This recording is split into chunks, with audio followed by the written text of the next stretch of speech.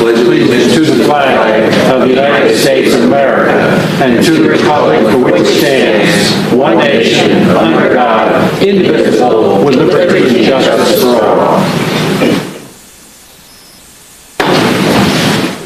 Had an executive session prior to the meeting to discuss a personnel matter. This meeting is being recorded by the board secretary. Okay. First item is the approval of minutes. Do I have a motion to approve the minutes from the December 7th, 2017 meeting of the school board? So moved. I'll second it. Mr. Anderson. All in favor, or any discussion? All in favor, say aye. Aye. Opposed? That's approved unanimously. Okay, we have our first general public comment session. This is for any type of comment you have.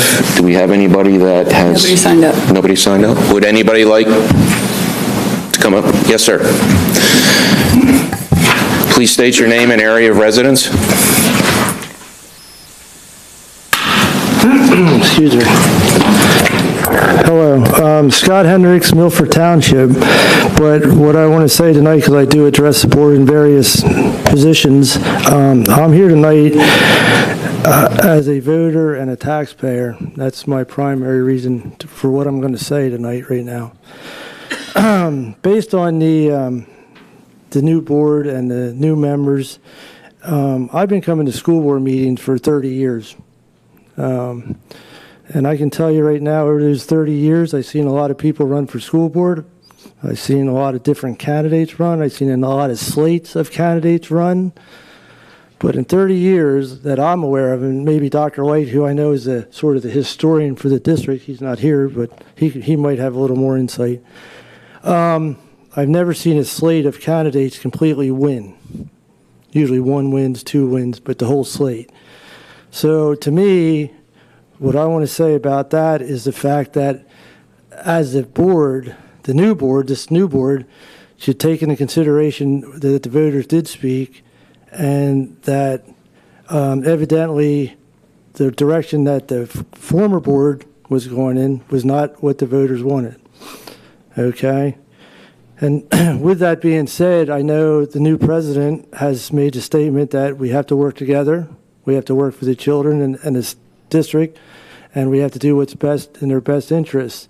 So I would urge all the members to work together, and compromise is not a dirty word. I mean, we see it every day on TV about Washington, how dysfunctional it is, because all they do is yell at each other and nothing gets done. And then the stuff that gets rammed through because a handful of people get their way, that's not how you do things. So I would urge this board to work together, talk things out. You surely can disagree. I mean, I'm sure you will. But at least at the end of the day, compromise is not a dirty word. That's all I want to say. Thank you. Thank you, Mr. Hendricks. Any other comments? Okay, we're going to move into the report section of the meeting, and we'll start with the superintendent's report, sir.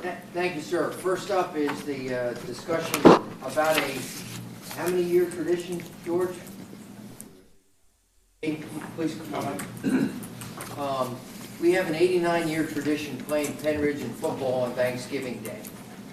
However, the state PIAA, which is not the state legislature as in PDE, the Department of Education, or the legislature of the governor, but the PIAA has a rule out there that has put our Thanksgiving Day game in jeopardy for an 89-year tradition. I know because of that rule, my own alma mater down the 309 and a member of our conference, Cheltenham, and Cheltenham-Abington game, where I went to at least 4 of those games on Thanksgiving Day, that 100-year tradition stopped at 100 years. Because we've had postseason play, we've been able to not have any issues with the PIAA rule. And George, there was an article in the paper. I did not know George was being interviewed. I'm reading it from Tucson or San Antonio, wherever I was during the holiday. And oops, well, let's talk about it publicly, because I need you I need your feelings, and maybe even a vote on what you think about having our football team playing Penridge on Thanksgiving Day. George, please set out the problem. That phone call was spur of the moment, too. So when he called, he sort of caught me off guard, being that the game was already played over a month ago. But what's new for next year is that they're not allowing us to play a contingency game. And what a contingency game is, if you don't make the PIAA playoffs, you're allowed to have that one extra game between the end of your season and Thanksgiving. For us next year, because we have Springfield, Montgomery County in our league, they've been granted a 2-year exemption because they're really struggling as a football program. Well, that's our Week 10 game.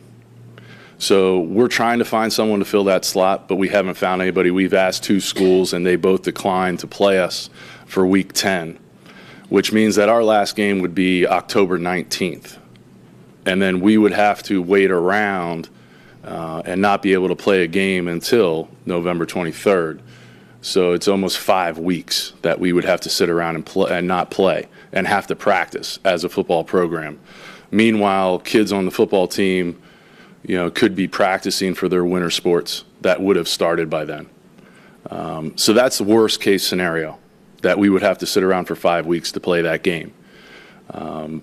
Luckily, 4 of the last 5 seasons, we've made the playoffs. I foresee that happening in the future again, but I was just putting the worst case, in the newspaper that we could be off for 5 weeks. As far as we're concerned, we want to play the game. The game is it's more than just the football game. It's class reunions, it's family gatherings. Some people don't get together for the actual Thanksgiving holiday and eat their traditional dinner, but they'll get together at the game and watch the game together and then go their separate ways. This isn't just about, 60 kids on the field trying to win a game on Thanksgiving morning. This is, 80-some years of tradition of going to that game in the morning and those communities coming together, on Thanksgiving. But the PIAA is really trying to handcuff in schools just like us into canceling these games, and it's a real shame. Why do you think they are? Without getting in trouble, let's. We won't tell. My thought process is it's a fiscal decision, that if we play a contingency game on a Friday night, the same night of their playoff game, Really? would generate revenue at our school that would not go to the PIAA, versus those people going to a playoff game where all of that revenue goes to the PIAA. Same thing with Thanksgiving Day games. Some people would choose to go to a Thanksgiving Day game on a Thursday, maybe not go to a game on Friday night because they have to pick or choose. So they're losing revenue at their games by us playing contingency games and the Thanksgiving Day game itself. What would happen if you went against their rules? Funny question. I've asked that question. I've asked that question to District 1. Like, what would you do if we played this game? Right. What's the consequence? And I was told that, well, there's no consequence unless it's reported, like someone reports you on it.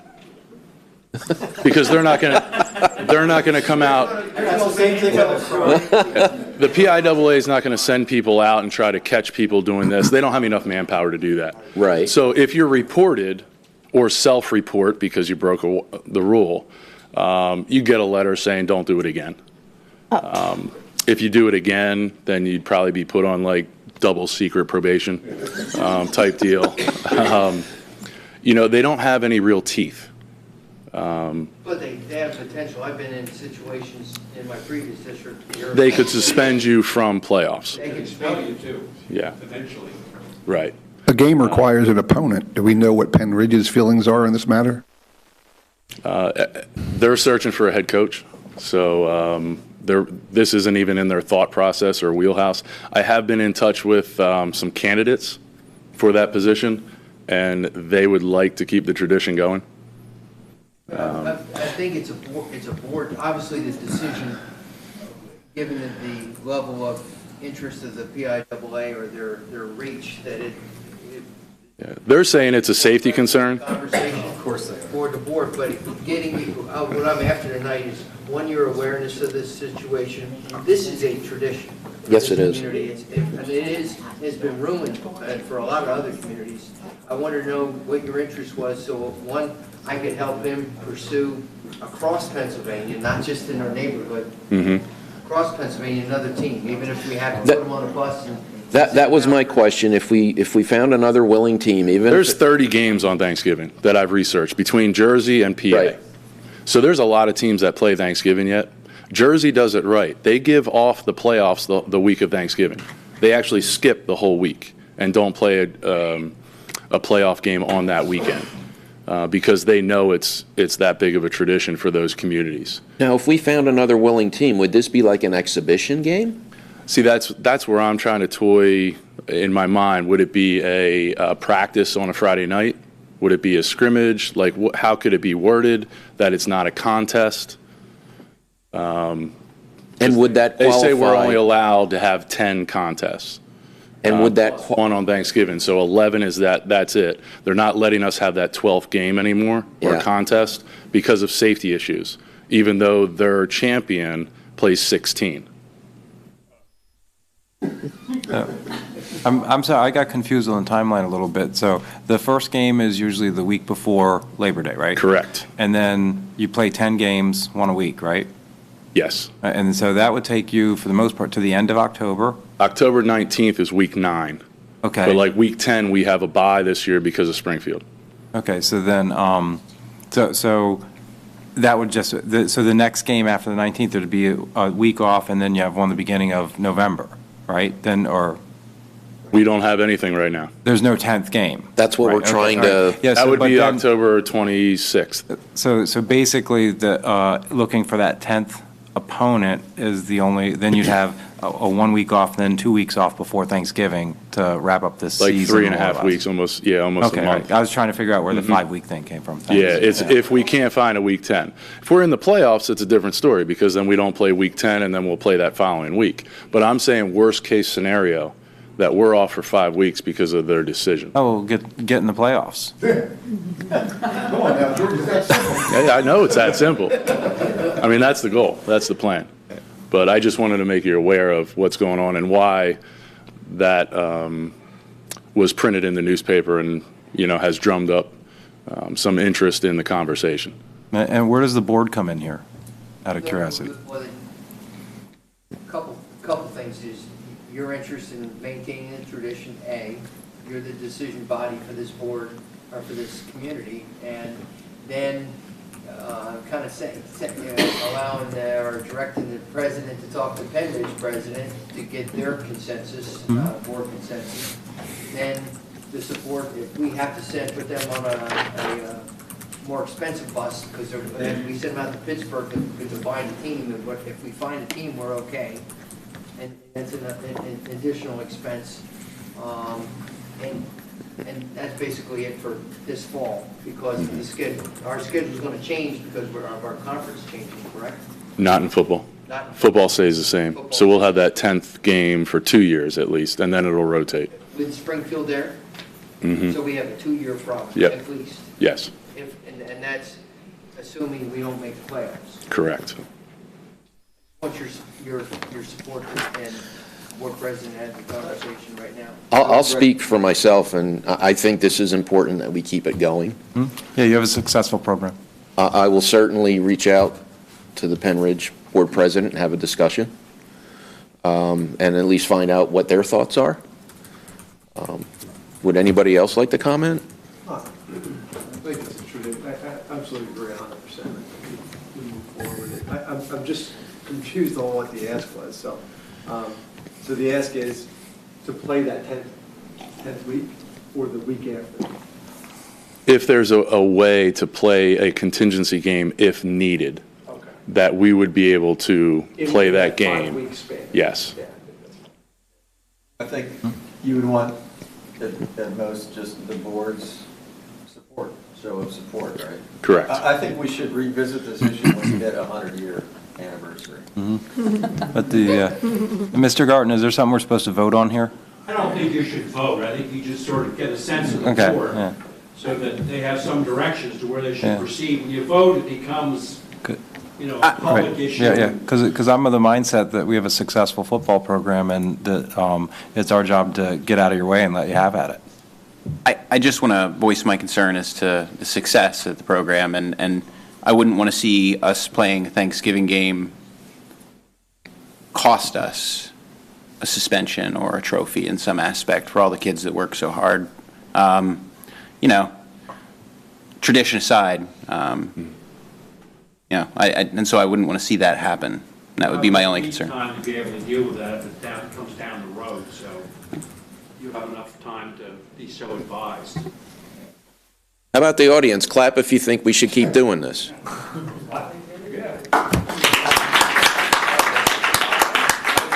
not going to make the playoffs, so maybe. Yeah. My only request is that you're not allowed to wear green on the board. Uh-oh.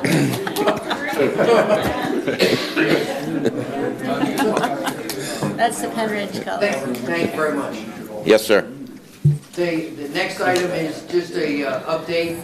I have there in your file under a superintendent's retreat, a document that looks like this with some questions and an email address at the top for Tom Templeton. If you would take the time to, the new board members haven't met Tom. Tom will be joining us and facilitating the retreat. He's been doing it for probably 15 years for school districts across the state. He's been doing it for our board for the last 4 years, facilitating 3 retreats a year.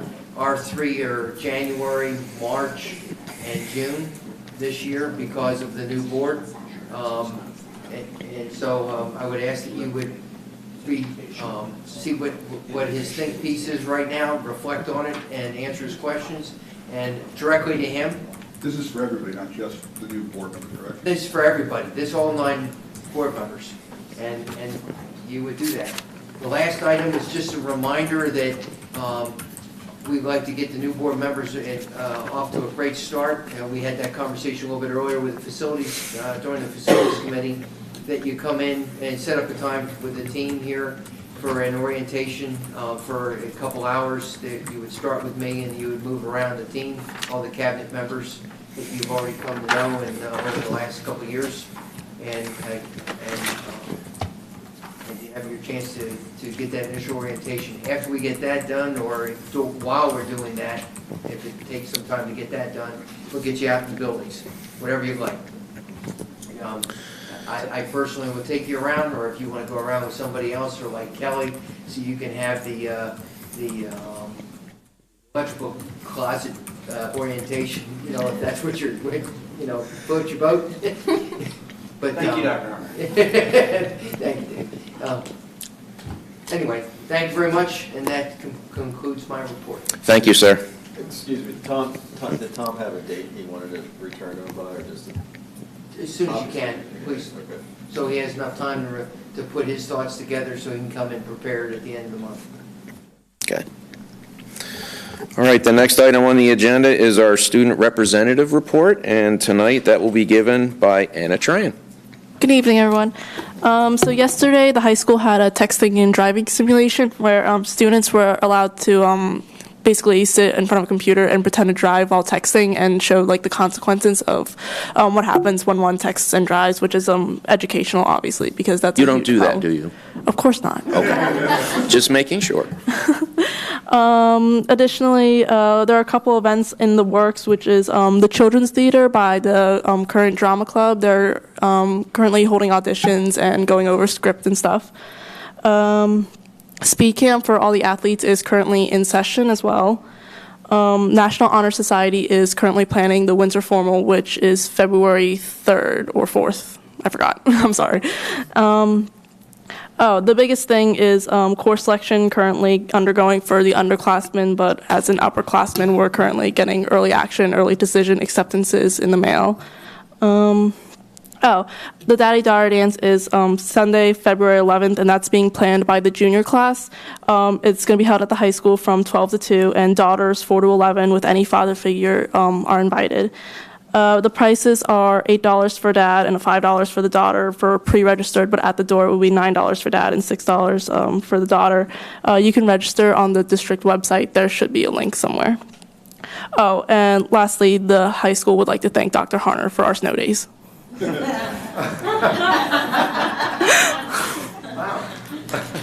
They didn't know you controlled the weather, did they? Yeah. Mother Nature, Daddy Nature, maybe.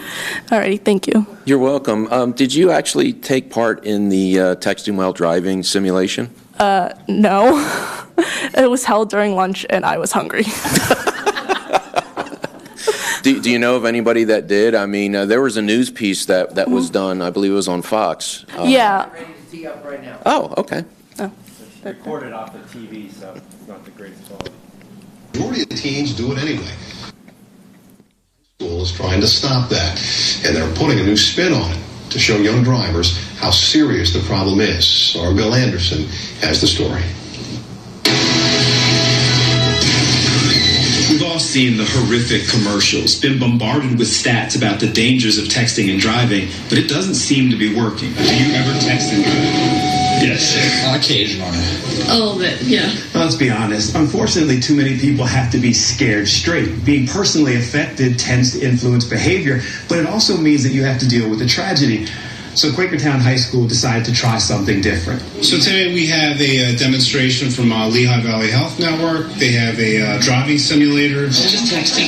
It's to demonstrate the dangers of not only texting and driving, but distracted driving. In fairness to the students, as the lines formed to try the simulator, yes, several admitted that they do text and drive. But the ones who did knew they need to stop, and several others, they've already gotten the message. You're not the texting driver.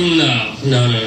Because it's distracting and I don't want to crash. You're driving. The teens sat down. They took the wheel and then were faced with many of the distractions they could face daily on the road. But what started off as a joke to many, a video game to others, began to change as they saw the consequences.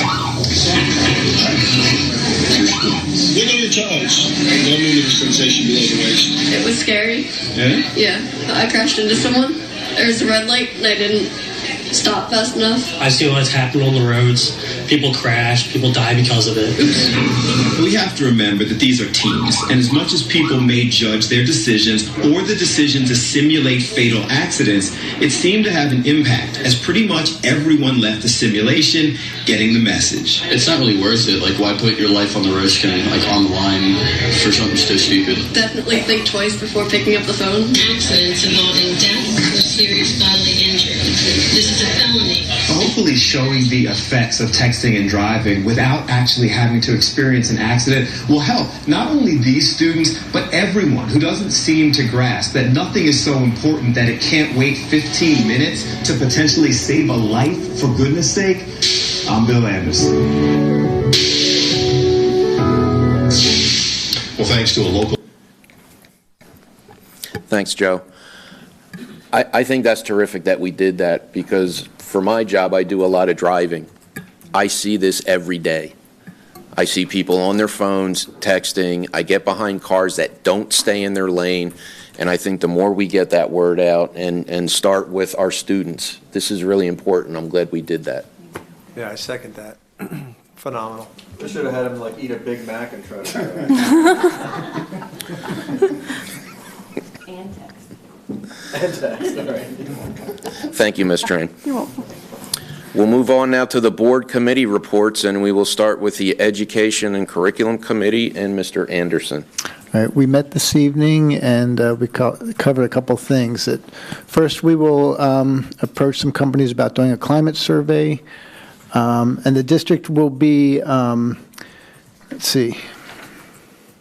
visited by a group from the IU to evaluate and make recommendations for improving our ELD program, which used to be ELA, just so you know.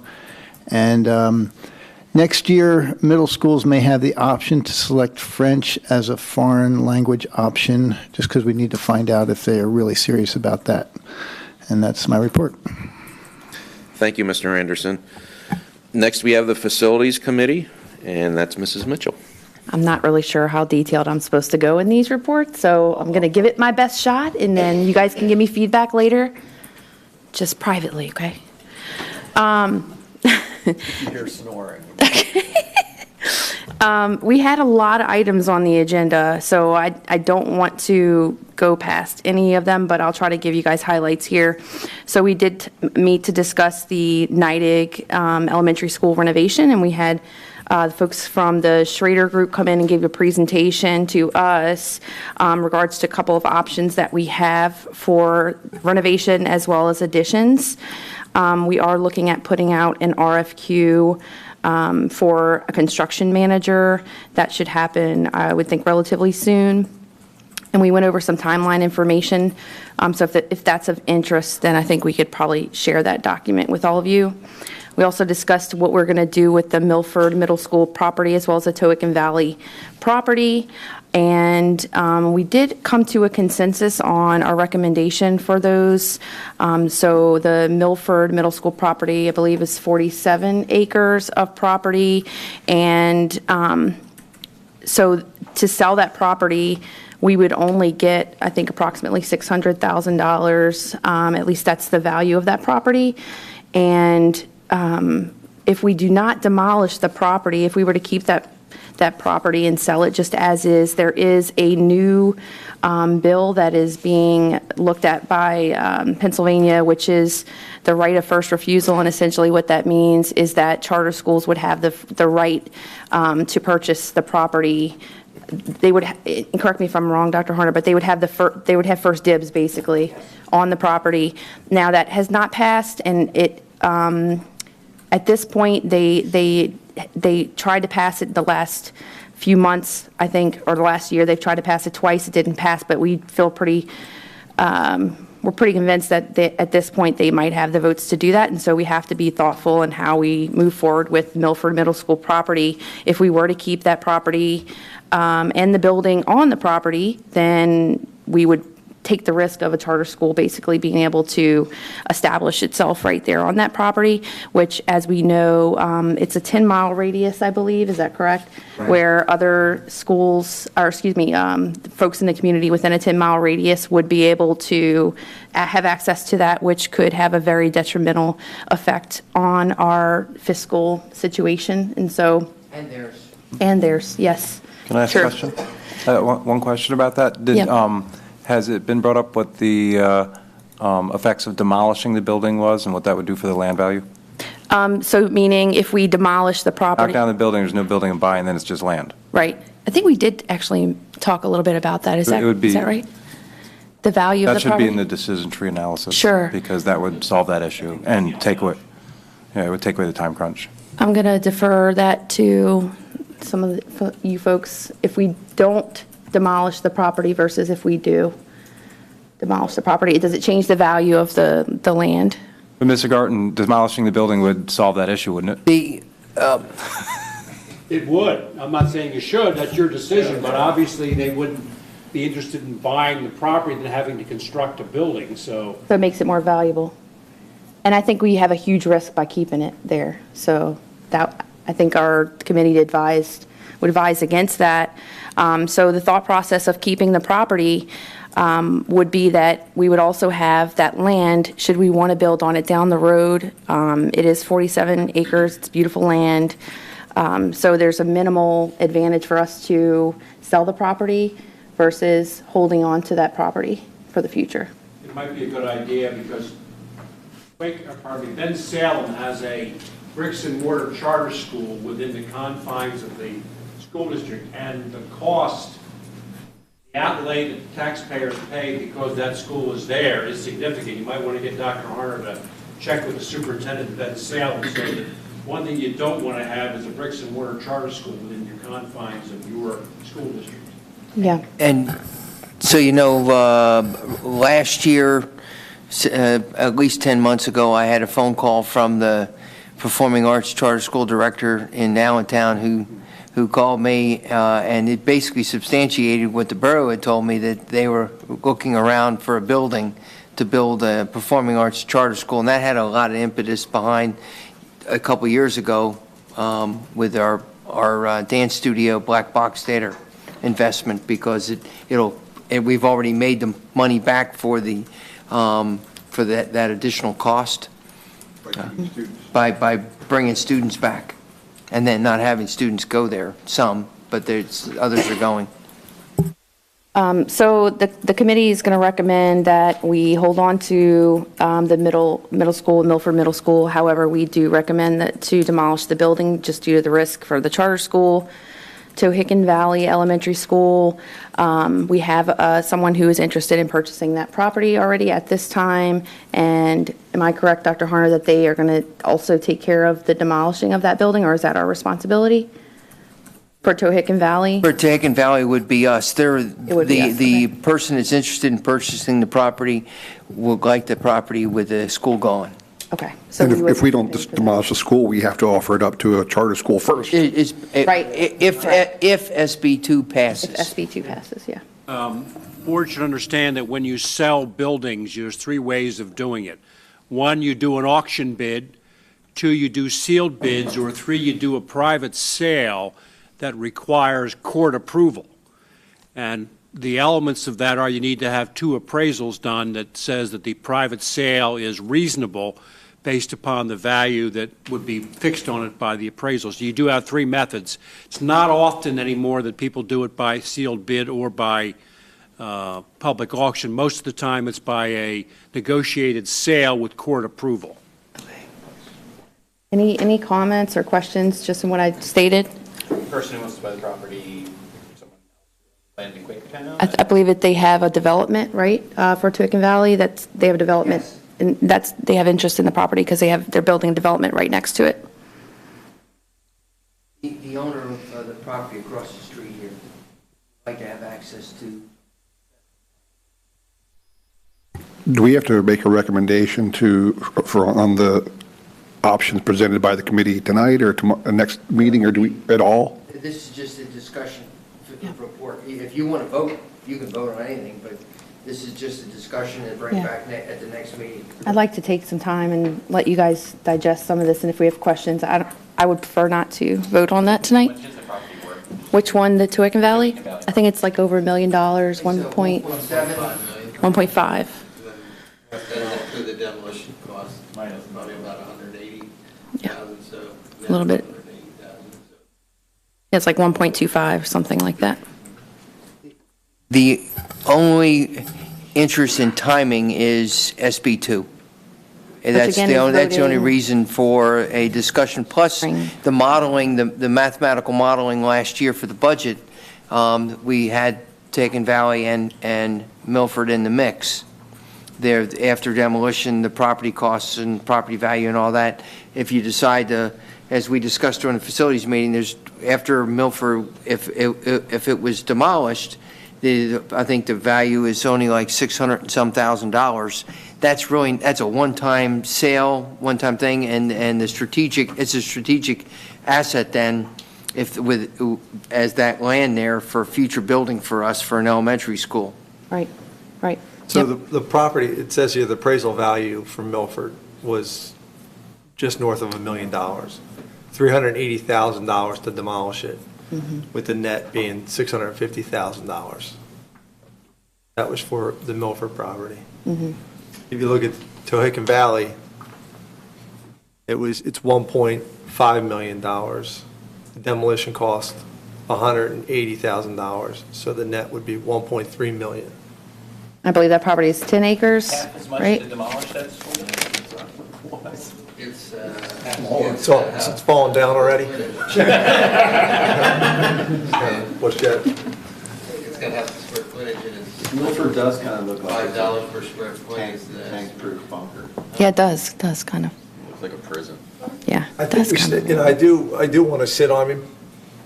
We need to be 100% certain with tearing down Milford that we can't do, there's nothing to do with it, and that we're done with it. So I think taking a couple weeks is probably a good idea. Yeah, I agree. And then, maybe open up that feedback from the community. Right. To see what their thoughts. I will share what we talked about tonight out.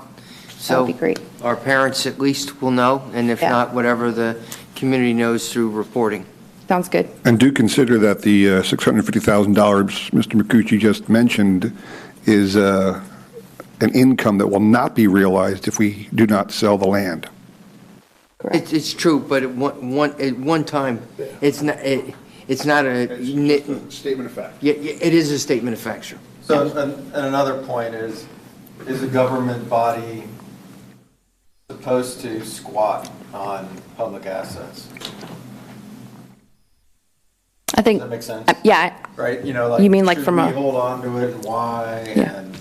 Well, it could also be. The pumping station road property is doubled in value, and it costs virtually nothing to own. Yeah. So.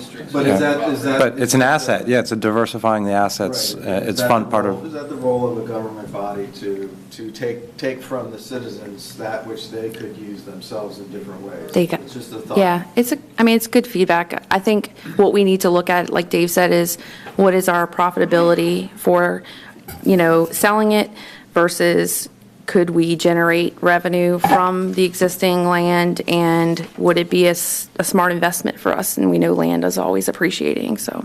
And a resource. School districts are probably the next biggest. Ms. Mitchell, if I may say, the reverse of what the inverse of what Mr. Kern talked about do we have the right to hold on to it? Normally, school districts and public entities jump in and they don't think strategically, and they jump in after property values have gone up, and then they're looking for real estate to go buy to put a school there because your population has boomed. And so that $650,000 is $650,000, but it's not a reoccurring cost or savings. So sitting on it would be a strategic thing, an asset we would have in our pocket that. Right. Just like that was the intent of the 126 acres. Now, this is far-fetched, but imagine a scenario that an investor, reaches a agreement for the building up there, sits on it for a while, and then sells it to a charter school for a profit at some point in the future. Land, right? Yeah, they can own land. Yeah. Yeah. Yeah, but you have to consider too, the whole purpose of getting the land out at West Pumping Station was for a future build. Now, the future build, while we have delayed it, I don't think that's never going to happen. So to hold on to that land, while it may seem like we're keeping it from somebody, no, we're keeping it for ourselves, because we certainly don't want to have to go look for land 10 years from now and then, cry that we had this piece of land back then and we got rid of it. Yeah, we like that land. It's a land through condemnation, which is even worse, yeah. Where you condemn somebody's property because you don't have a large enough plot of land to build something. At least the West Pumping Station, you could say that was a strategic move because we actually thought we needed to have a place to build a unified campus. I'm just saying, now it sounds like we might be hoarding. Oh, let's keep that, let's keep this, let's keep, that's all. I'm just raising it. That's it's a counterpoint. Yes, sir. Taken. Noted. Any other questions? I'm going to move on to Trumbowersville Elementary School. This hurts. So this elementary school has got some roof issues and multiple leaks. It's only a 10-year-old roof, and it's our only roof that has shingles out of all of the schools in our district. Unfortunately, it was not installed properly, and I'm not an expert in roofs, but the boards, the plywood, I guess, that's underneath the shingles was not installed properly, and it's causing a lot of leaks. Things are shifting around, and this was not anticipated in our budget, and the repair cost is going to be upwards of $650,000. Sell Milford. Sold. Is it a repair job or is it a redoing the roof job? Redoing the roof. Right, and what about it was installed in proper 10 years? To me just doesn't seem like long enough for a roof to last. It's supposed to last 30 plus. And so I understand that the shingles or whatever probably have their own warranty as in any other conversation, but what about the workmanship of the Yeah. individuals that installed the roof? So it's a good question, and one thing I mentioned today in our committee meeting was, can we go back to see if there's any liability that the company, if they're still in business, has on the work that they've done, or if it's too late to, The other thing, I think you should pull the file out from that construction project, because sometimes school district roofs, although you have a product and the installation is all provided by the provider of the material, so that you may, it's not unusual to have 20 or 30-year warranties on roofs. So I think you got to get the file out quickly, see what is there, so you know what your options are. Yeah, I think that's a great idea. Whoever can get the file on that, that would be great. Mr. Harper. Thank you. Probably right now, really. Okay. That's where all the permanent files are for truckers. Okay.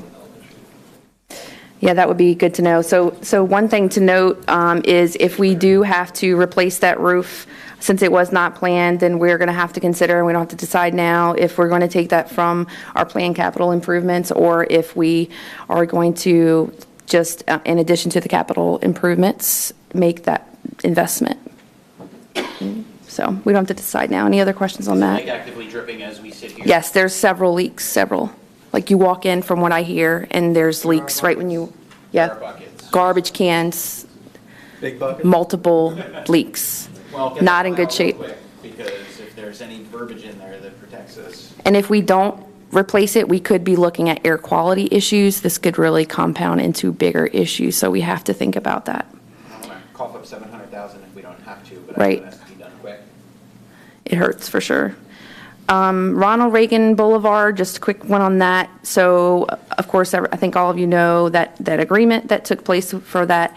So apparently the builder is back. He's not been around for a few years, but now he's back, and we are not sure, we haven't been told that we have to build there, that, but it's a possibility. It's an unplanned cost for us, so we just have to be thoughtful of that. So, go ahead. So about that, so I have a lot of concern. I mean, where does it end for us? And we talked about $400,000 being the cost, but that number was 4 years ago? No, it's got to be 12 or 13 years ago. Well, Yeah, 13. Was there a number tied to it? It was a commitment 13 years ago. Yeah, I don't remember, last time was an estimate done, no, but you're right. It was, Bob, there was a number done by Boucher and James in 2014. That was our share, the developer. Of the prorated, because I think we were talking to the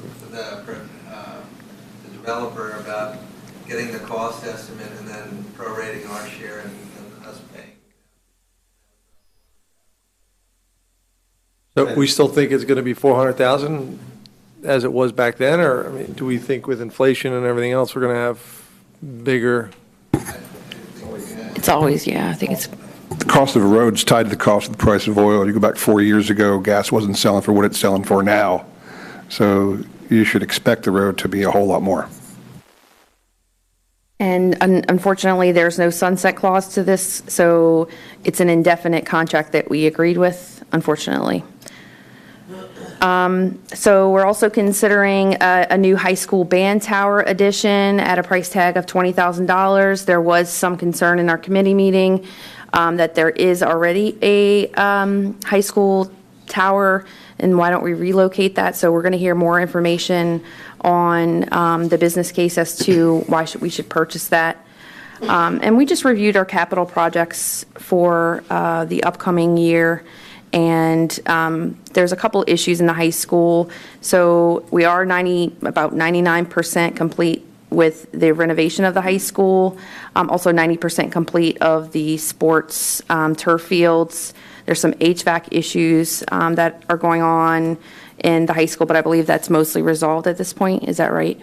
And then we are also taking a look at a new scoreboard, which luckily sounds like we might be able to get at no cost with an organization for, I guess there's a mutual beneficial marketing thing going on there, so that's pretty cool. And then the Strayer power loss in August 2017, where a geothermal pump control went out. It looks like we're pretty much close to finalizing that project, and that's pretty much all covered by insurance. And that is my report. Thank you, Mrs. Mitchell. You did a great job. Thank you. All right, moving on to the Upper Bucks County Technical School JOC report. Yours truly will do this, as I attended the meeting that was held on December 21st. The JOC, which stands for Joint Operating Committee for those of you that aren't aware, held their reorganization meeting on the 21st as well. So here are the new assignments for the JOC. Jim Hollowell of Palisades is the new JOC chairperson. The vice chair is Dr. Peter Yarnell of Penn Ridge, and our very own David Ochmanowitz is the new treasurer.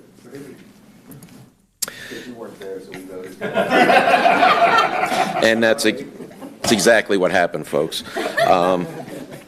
The JOC committee assignments, I am on their facilities committee. Mr. Anderson remains on the finance committee, and Mr. Ochmanowitz is now on the policy and program committee. There's also some special committee assignments. Mr. Anderson continues on the Negotiations Act 93 committee, and I am on the Articles of Agreement, which is a committee of the 3 sending schools as far as the agreements that are in place that has to do with funding and so forth and so on. So that is the Upper Bucks County Technical School Committee report. Next, we'll move on to the President's report. Excuse me. Yes, sir.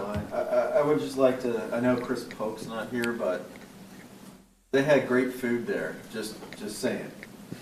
In case that makes it out into, the blog or We something. can't compete with Chris Polk's food. Well, what I mean, He's looking for a free meal. there's like there's like some lame little thing in a plastic. I'll I don't pass even it know on to what it Chris is. tonight, sir. Yeah. Thank you, Mr. Kern. Okay, the President's report. I'd like to speak a little bit about our newsletter. The previous board had suggested and asked that we do a newsletter, a community newsletter quarterly. And we have Mr. Gary Wexelblatt, who is our Director of Communications, that is in the process of putting together the next newsletter. Some of the topics that Gary may be writing on are about the closing of Tehican Valley and the renovations of Niding Elementary, introduction of the new board, the 2018-19 budget update, the Pearl Buck Peace Center initiatives, and also the consolidation. I would urge all the board members, if you have any topics, please get with Gary and have a discussion. I think this is a great way for us to communicate with a lot of the people that can't come to the meetings, don't read the newspapers, or don't watch local television. So if we can use this as a vehicle to do that, I think that would be a very good thing. Anybody have any comments? My one comment is that my understanding from dialogue with the folks at the Intelligencer, the readership up here in Bucks County, or in Upper Bucks, is very low and limited. That's why there's very little coverage of our sports program. That was one of my initial calls, and then they talked to me about readership. So assuming that people know what we're doing and why we're doing it, unless we get our message out somehow. Well, that is a great point, sir, because I was, until recently, a 20-year subscriber of the Intelligencer. The paper stinks now. There is no local coverage. Everything comes from the Washington Post or AP. I love reading newspapers. I'm old school. I don't like reading newspapers on a computer. I like to hold it. And it killed me to have to unsubscribe, but I could not see paying for that paper. It's horrible. The one comment I would have, going back to when this was first proposed by the previous president, I don't have any strong feelings one way or the other about the board generating a newsletter. It's just that I was against it from the start, only because you made the point just a second ago, well, some people don't come to our meetings, or they don't do this, or they don't do that. Well, they're not going to read the newsletter we send to them either. We're putting the board meetings on YouTube now all the time, I believe, right? We're videotaping them, and it'll appear on the YouTube channel. So, I mean, Gary's doing a wonderful job of writing general articles all the time. Yeah. You know, he introduced the new board on the website. I'm sure there'll be information about knighting and everything. He's doing that without there being a special board newsletter. I just think nobody's going to pay any attention to it anyway, and we're already doing everything. And again, I don't have a strong feeling one way or the other. It just seems like a waste of time. Well, yeah, so one thing we could do, Gary, is what if we put something in the newsletter and make sure we support it, Joe, with, you know, if you want this to get this also in your email in basket, right? Start harvesting, getting emails. And then we can find out, click through, reads, you know, we can tag, you know, try to test your hypothesis, Mr. Jackson, to see. Yeah. I know I think a lot of people do read it, but who knows? So we could put something in there to collect email addresses to subscribe, sign up, and you'll get them electronically as well. You can even opt out of the paper version if you want. But I think most $100 million corporations have at least some marketing arm, and we have to consider ourselves that we have a lot of constituents that, like it or not, we're taking their money and we're doing something with it. Whether you want to read about it or not, it's up to you, but you can't say we didn't try to tell you what we're doing. And I think it's our duty, you know, if we're taking $114 million out of this community, to at least try to tell them what we're doing with it, proactively. Could we possibly take a sample size and do a survey to see if people would have interest? We're already doing it, right? I mean, Right, it's already I in mean, we process. could, but doing, you know, that takes special talent to do proper survey. In other words, phone call. Yeah. And say, hey, did you get the newsletter? Did you read it? That kind of thing? Yeah. I mean, we could. yeah. Any of the old board members know how much I like surveys. Every single one in the past 2 years and change I've been here is blown up somehow, because what happens when we put them out there is we confer a sense of buy-in that whatever the results of the survey are, we're implicitly bound to. And we've done that, and it backs us in a corner when even as a board we disagree with what comes back from the survey because of the sampling group. Yeah. I mean, so like for example, when the move came to, or the question came up about where to hold that graduation, last year they took a survey of students who were going to graduate, but no one outside of that sample size. And so it comes back to us sometimes, so I would exercise or caution with regards to looking for buy-in on not just, this topic's a little one, but just moving forward, because they haven't been kind to us. Yeah. Yes. Well, I mean, my initial reaction when the first one went out, the content I had a concern with. So as long as we're using it as a vehicle to, you know, share, then I think in general I'm okay with it, depending on the cost. Okay. Any other comments on that? Okay. The last comment I just have real briefly is that this week I completed my Welcome Workplace Intercultural Assessment that was sent out to all the board members. I think there's a due date of the 12th for that. I can't express enough how important this is, and this is the beginning of the process, but I'm excited about the opportunities that are in front of us with going through this process, and this is the first step. So as a board member, I took it seriously, and I took the survey. So I'm really anxious to see what the results are. I'll just say I gave feedback, speaking of how hard it is to make surveys, that there were a bunch of questions in the end, in case you didn't get it yet, that asked questions about the makeup of our school, the makeup of our staff, and I just said, I'm not answering that. They can figure that out. So I gave feedback, so that's just kind of a dopey thing that you could go ask one time, one person. And they're going to give that feedback to the original, because somebody else owns that survey. So I'm just saying, That's what I did. I'm not going to answer that question because it's not an opinion. I think one of the things that might be in the survey makers'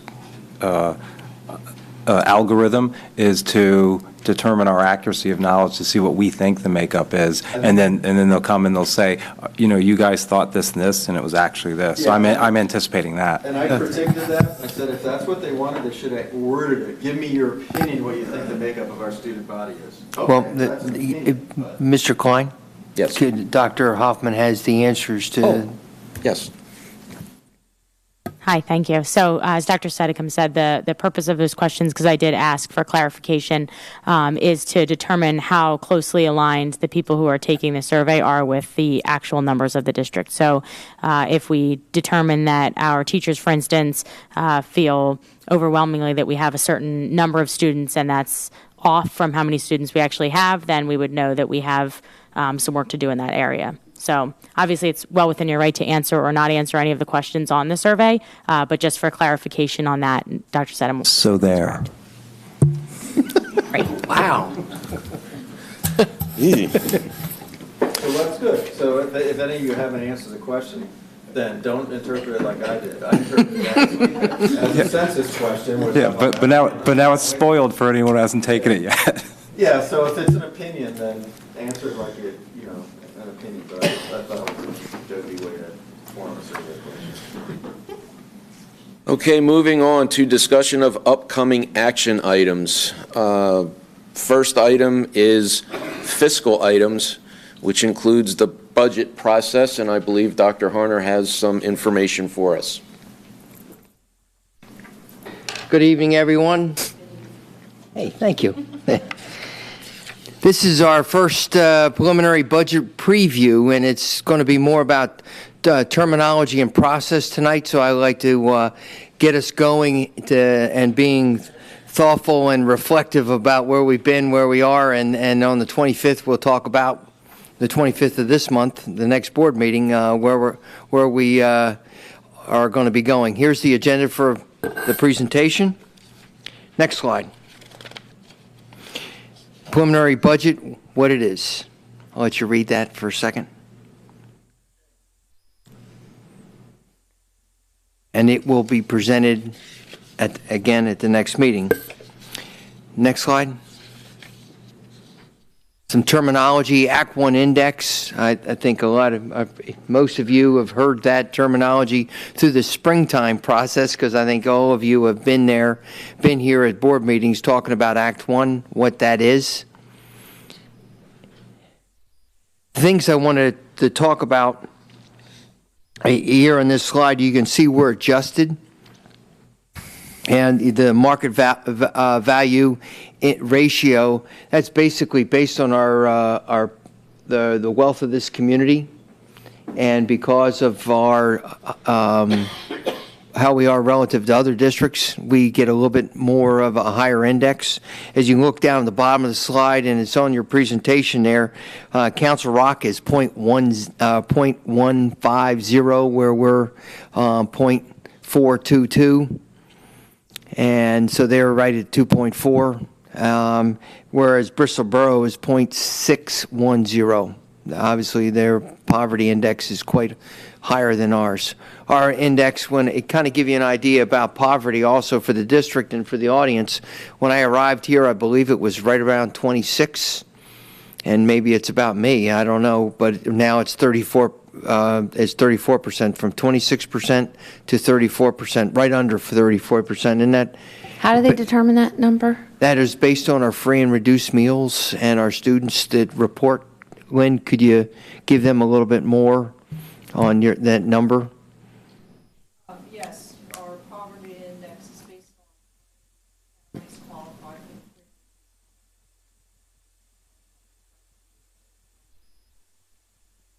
The number, and that number comes to us, and then I believe the way that the number is a new number, and it fluctuates every day because people come in and leave, and other people come in and sign up like we did today. We had a couple new students. I think we had someone registering today that came in from Peru.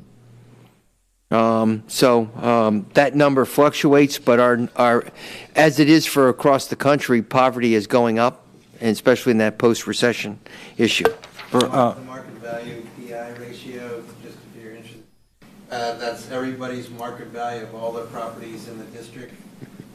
State Equalization Board comes up with that number, and you're dividing into personal income. You know, when you do your PA 40 tax return, you have to put the school code on there, you're putting Quakertown on there.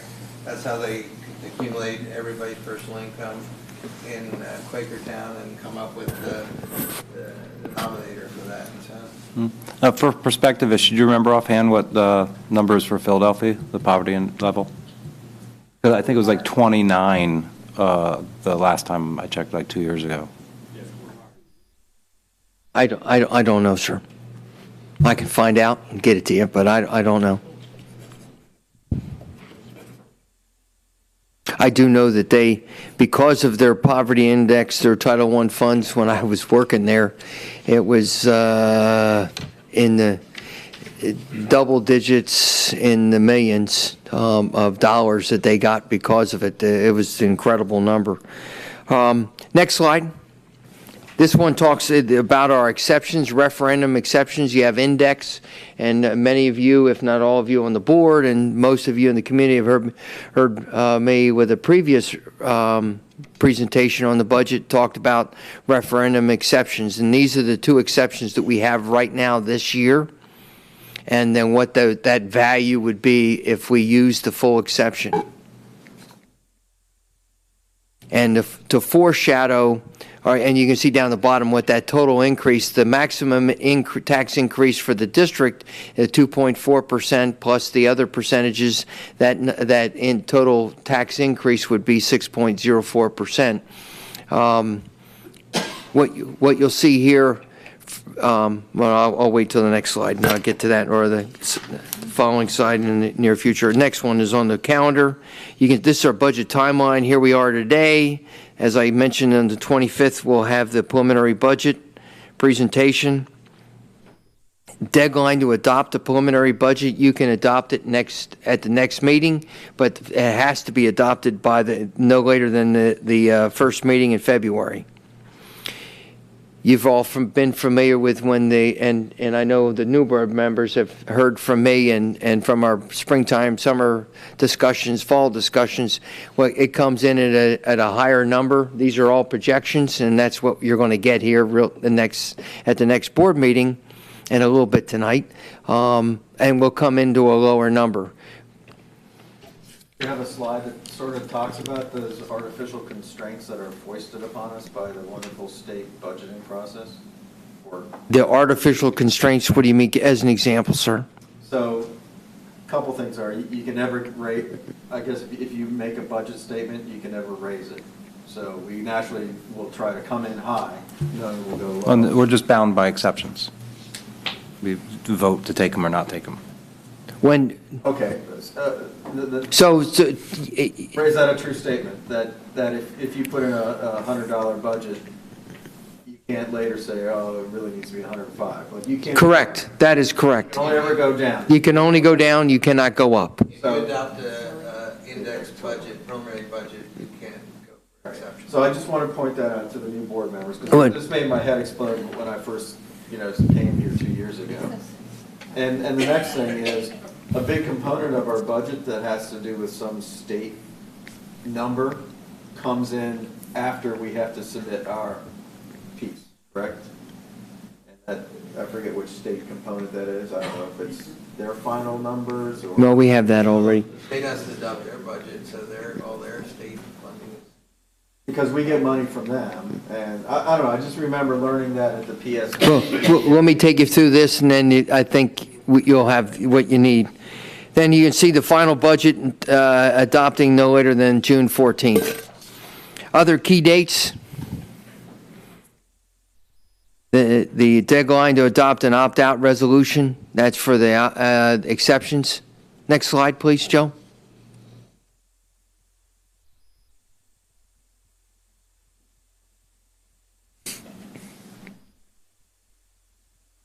Next slide.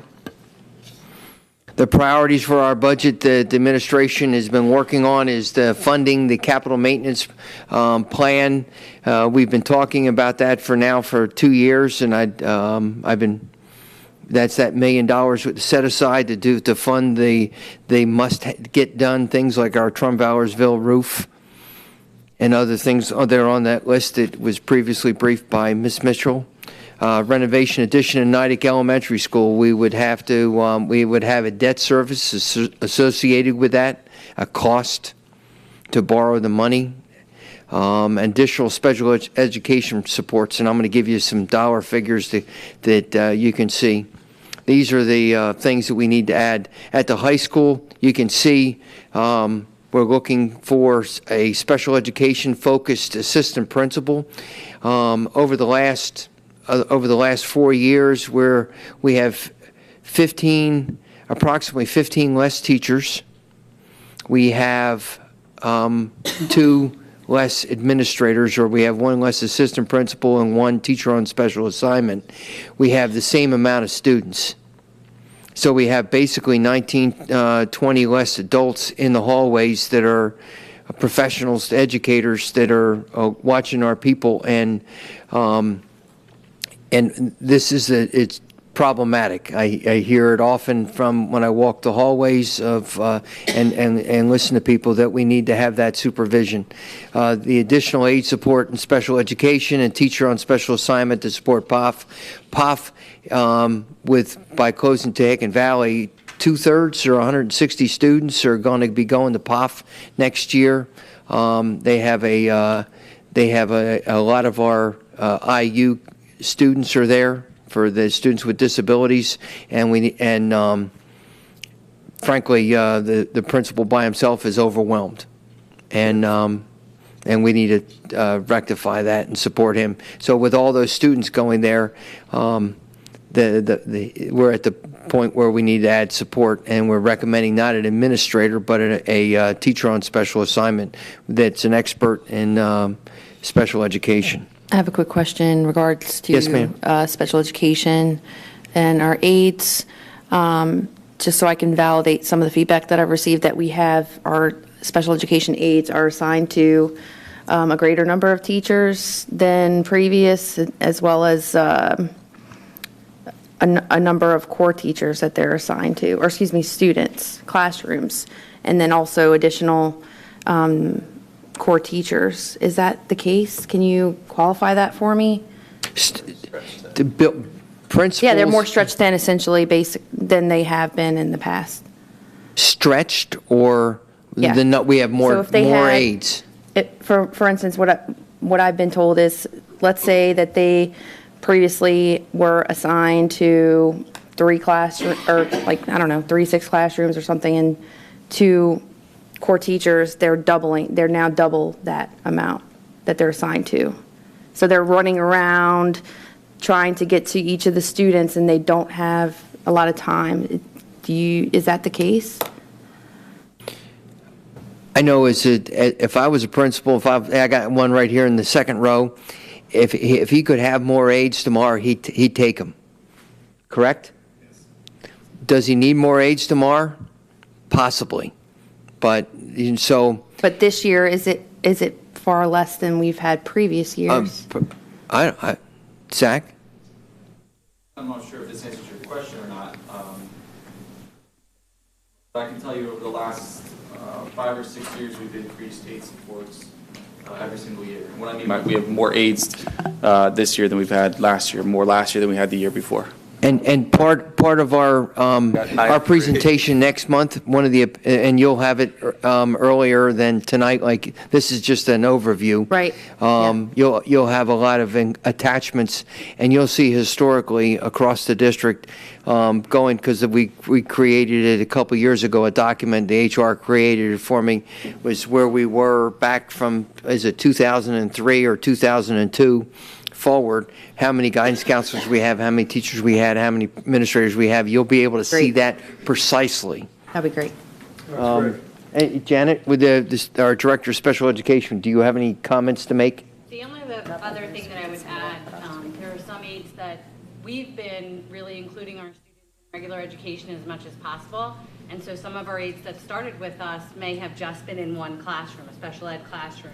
And our students need to be in regular ed classrooms with support, so they may be used to that old model of I go to one classroom or I only go to 2 classrooms, but we're increasing the rigor for all students, including our students. So they may be going to other classrooms than they've been used to in the past, but it's no different from last year. But over the course of the last 6 years, that's Okay. keeping them in their least restricted. Okay, thank you. That's helpful. Next slide.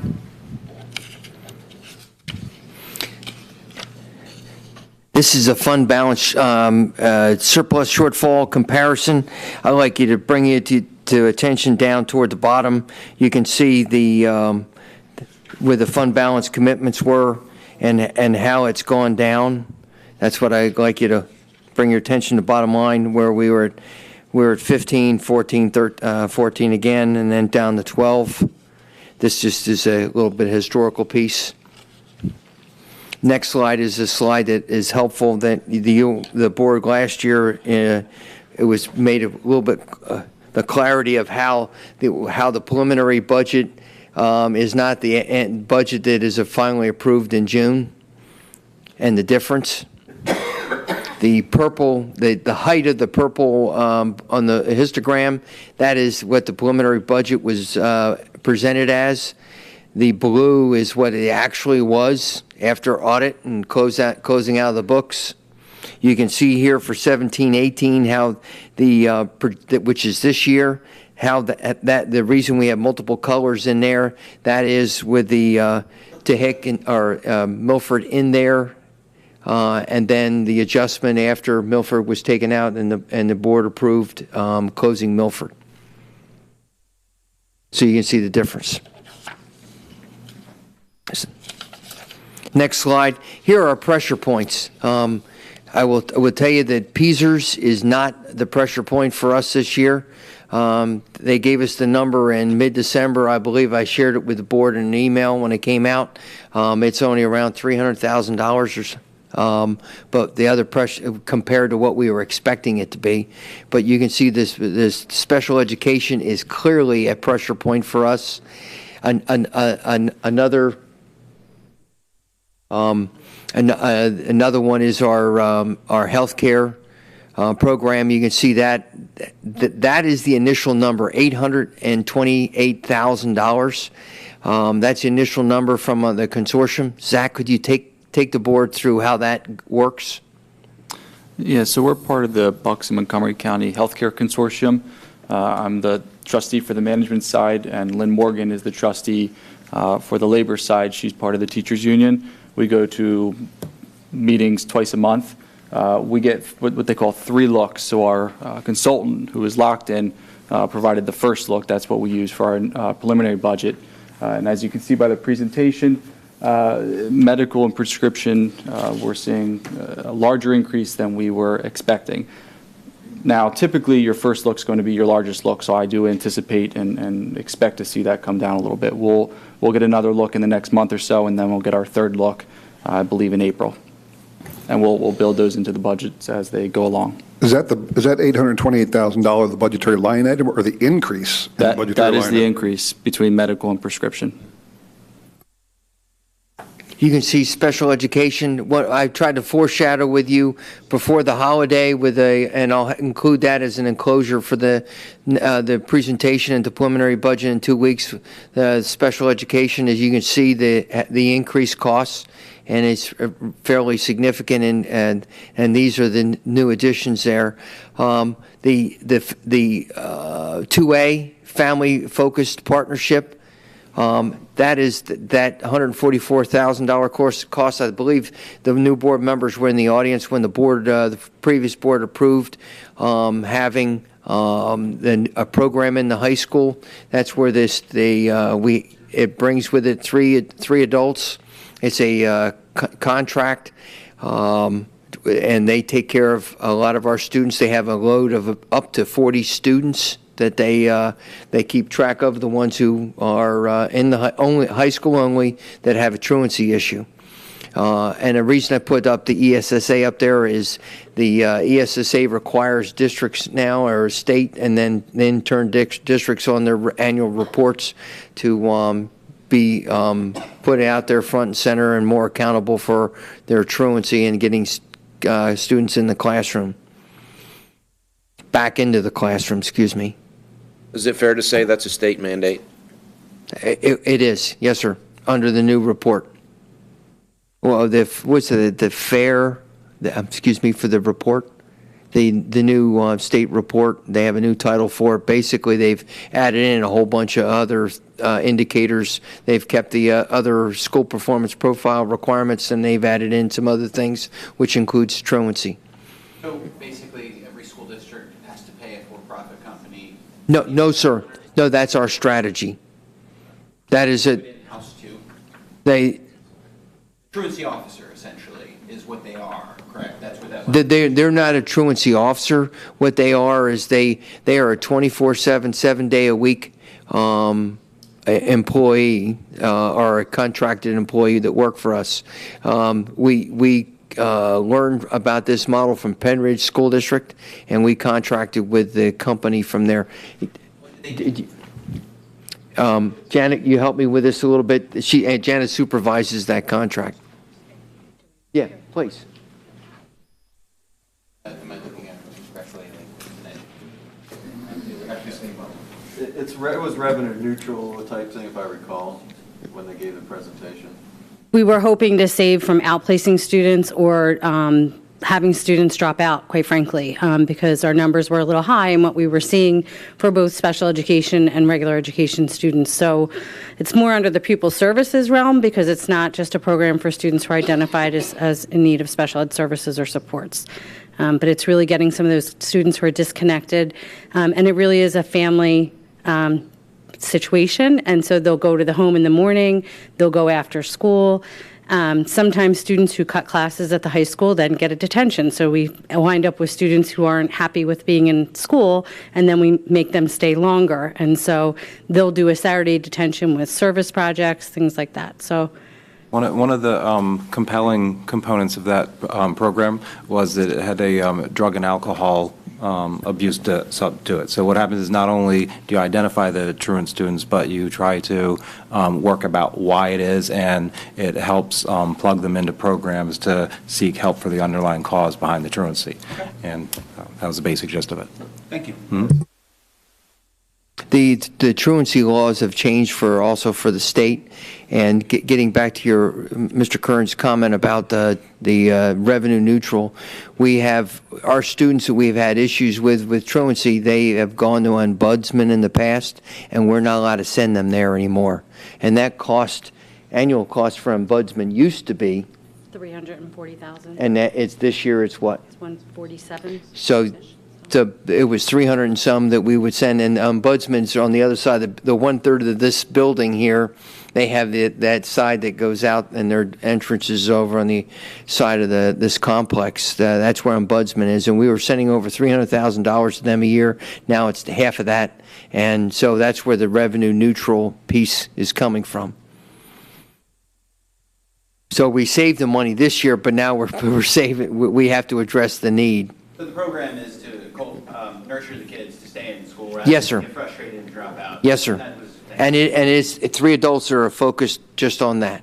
Yeah, and they basically it's an all-you-can-use service. It's a flat fee, and for up to 40 students at a time, they whatever is needed.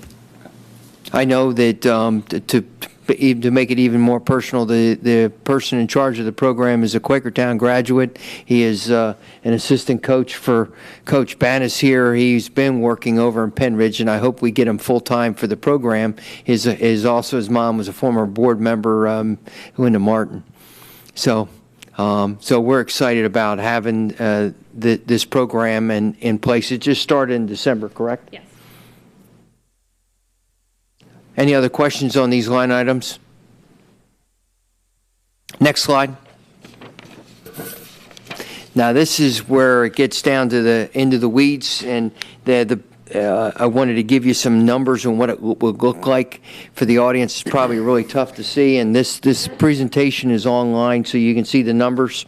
But as you can see, that we have the different options on the left-hand column. A no tax increase, the millage obviously is 0. The index only is 4.42%. That's how it's laid out. Index plus the PSERS exception, which is very little this year. And so on down. I won't read it for you, but I wanted you to take the time to digest how that looks and how that plays out. And we'll be bringing back PFM modeling on each one of these options, so you can see if you pick one of these options, what it'll look like here next year, the following year, and out to 22, 4 years out. So you can see the implications of doing that. Next slide. I wanted to look backwards a little bit for you here. A lot of questions. What did it pay off to do Milford and Taken Valley? The impact is profound. I'll let you study those numbers on your own. The final column on the right-hand side. Now these are preliminary numbers for on the right-hand column. That's assuming you go to what you've done in the past as a board, just going to index. Okay. And then I expect those numbers to change after we start doing more modeling. Jamie Doyle and Melissa are coming in from PFM tomorrow to work with Zach and Bob to take us through and do the projections out, so we have a week or more to stew on them, and then be prepared for our presentation on January 25th. So anyway, you can see where it's been with the timeline over last year. It was back in the February budget presentation, the March presentation, and the scenarios of closing the 2 schools, what it's done, and then the budget estimate for next year given an Act 1 only index. Dr. Hunter, just so you're aware, I don't think any of us have this presentation on board docs. It is on board docs now, if you refresh it. Oh, now? Okay. Sorry? What were you saying? You have to refresh. Let's go over the presentation again. No, thank you, sir. Well, we will in 2 weeks. Exceptions, why they should be considered. Next slide. Thank you, sir.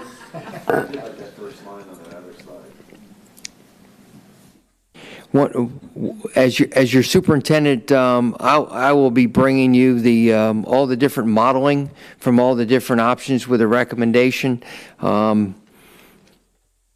As we have talked about extensively over the last couple of years about our capital program, making sure we fund those, and then there are must do things that we have to do with special education. There are healthcare things we must do, and as you know, over the last 4 years, we're probably a total of. And you'll see this in the public will see it, all these numbers next presentation. We're about 600 or 60 employees less than we were 5 years ago. And we're below the 2005 numbers. There's no other place to go.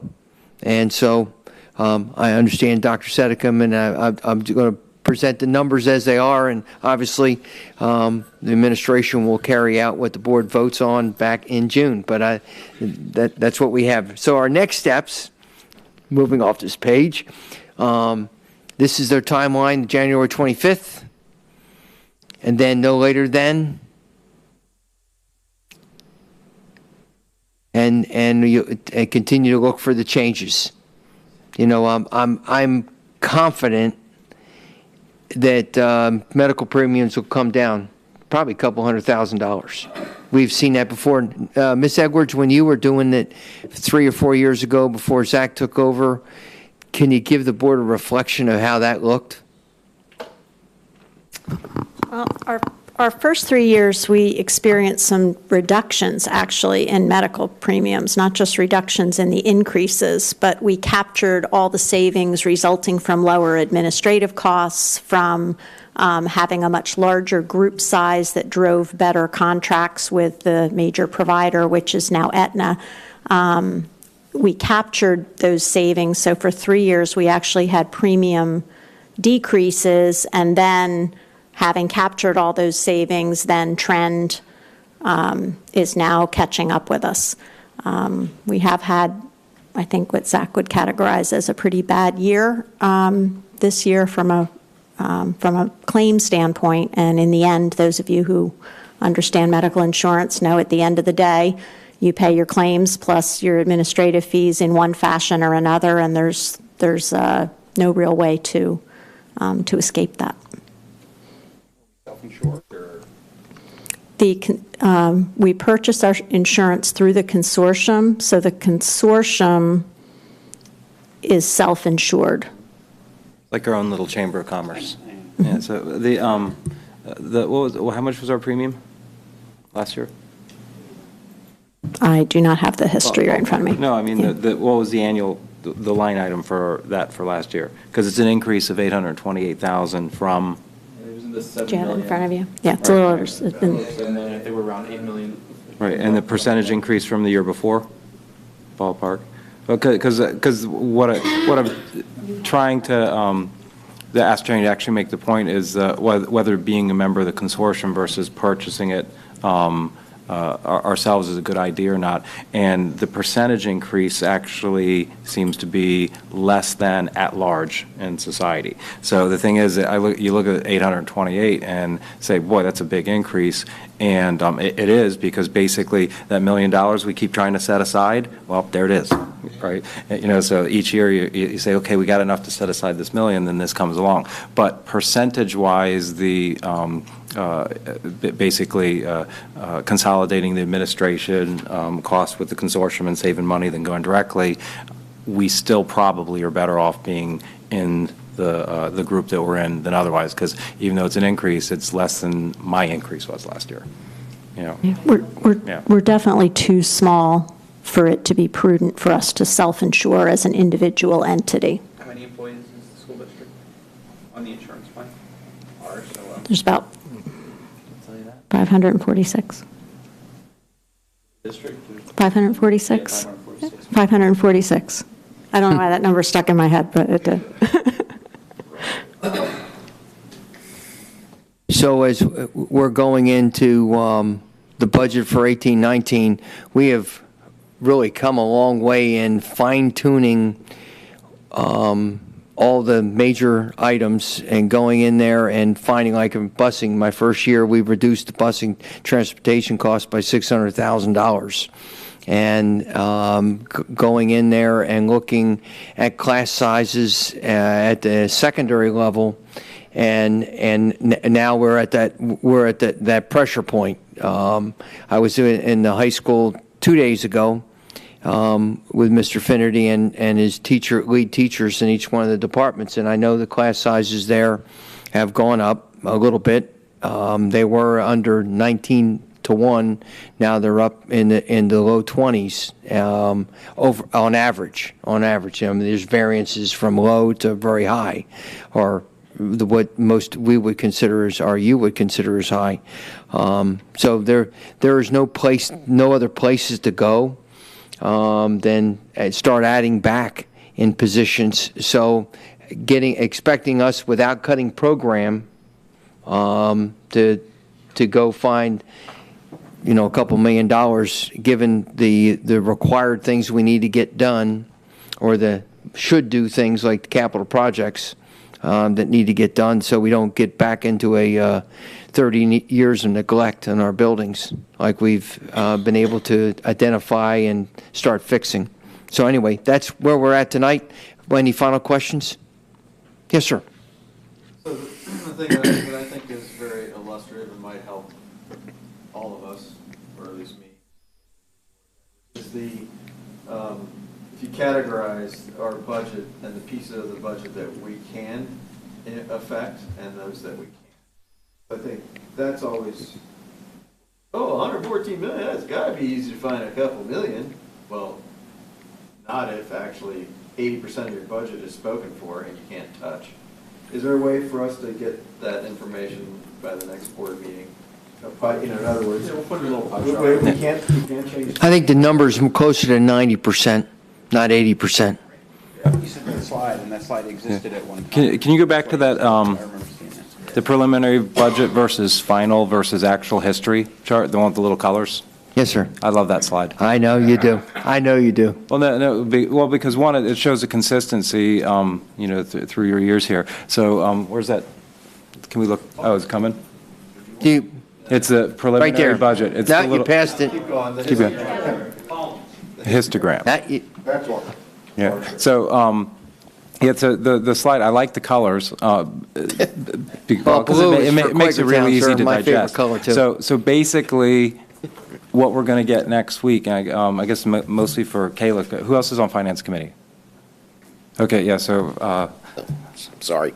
I hope you all will Yeah, attend, and we're trying to set it up where policy doesn't meet next meeting, so if you would come into finance. Yeah, so what's going to happen here is we're going to get the first numbers, and it's going to be that whole thing. And so basically what's happened each of those years, that little purple piece at the top is what we're able to milk out of those numbers to get it down and so the levels where that green is. And so then what happens is that where the blue is what actually happens. And I think the difference between what was projected last year and what actually happened was about $500,000-$600,000 surplus. So what happens is we had that budget, and Dr. Harner came in and was able to find savings through his team about $500,000-$600,000, which is good because money we didn't have to spend. And one of the things that has come up over time is, you close your ears. Dr. Harner's been accused of inflating our budget to, create crisis where there isn't. But year after year, these numbers come in pretty doggone close, one way or the other. And consistently, he's been able to get us a little bit under. But they're very close. I mean, they're within $1 million year after year of what we project that we're going to spend at the beginning of the year and what we end up spending at the end of the year. So the accuracy of our forecasting has been spot on year after year after year. And so our task is we're going to get a number at that meeting in 2 weeks that is going to be, I'm going to guess, somewhere between $4 and $8 million of what the projected revenue is going to be for the next year. So then our task becomes to scramble for over that month to basically take away from the wish list. There's going to be a lot of wishes in there. And so one of the things that I think is a terrible idea, but it is one that, and I know Nancy Ann actually would hate me even uttering it, is that there's a process that people do sometimes in the budget, the red light, green light, and basically you start out with your absolute minimum legal obligation to the district is.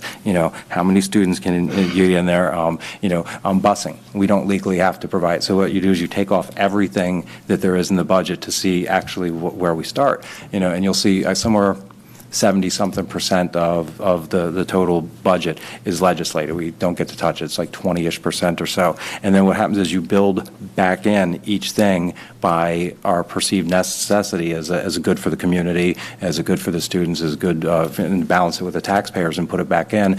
And it's interesting when you look at how many things that were not legislated to provide that we do, because for the level of poverty we have in this district, we have an exceptional selection of programs and accessibility to programs compared to other districts and in similar income ratios. And so for that we should be very proud, because and a lot of that has to do with the lion's share of revenue that we take from the small businesses. All those little factories here and there with the property taxes of 100, 200, 300,000. So basically, to go back here going forward, and it really this is just sort of I guess it's praise to the administration for how accurately year after year they've set us up to what we're looking for. It's not the numbers aren't thrown out there scary. First, we're going to get a wish list. Everyone says, I need this, and then what we're going to have to decide is what is absolutely needed, what we actually think should be there, and trim it down. But the more purple, the better. Right? And notice the increase in purple over the past 2 years. Not saying it was me, but but I do applaud the administration for being able to pull off the Act One and have a little change left over each year. So, I'm going to urge for the continued doing more with less. So. And Coach Banis, there's more blue than green on there? Okay. Anyway. That was all. I just wanted to go back to see it because this is the big magic picture, this one here. Thanks, Dr. Hunter. Any more questions? That completes this part of the discussion. Thank you, sir.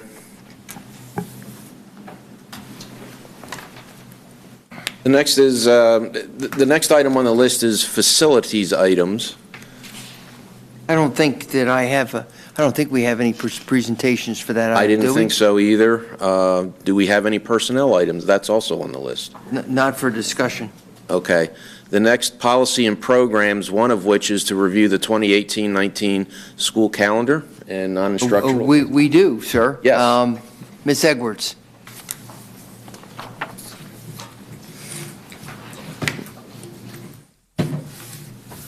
It is very exciting to have so much interest in the school calendar because usually no one pays very much attention to it. So that has been exciting.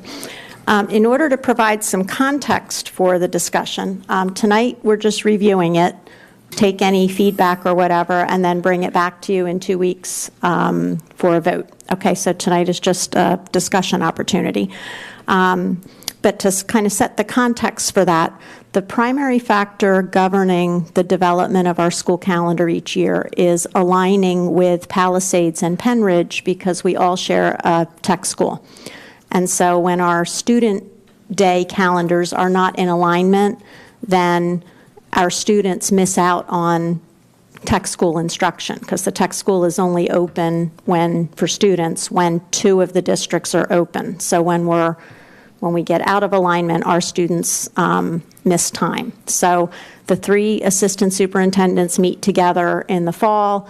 Bern Wagenseller has a wonderful data tool that we can all plug our different contractual requirements in and see where we match and where we don't match. And then there's some horse trading and some draft picks and things like that. And then we try to come up with a consolidated calendar that best meets the needs of our students.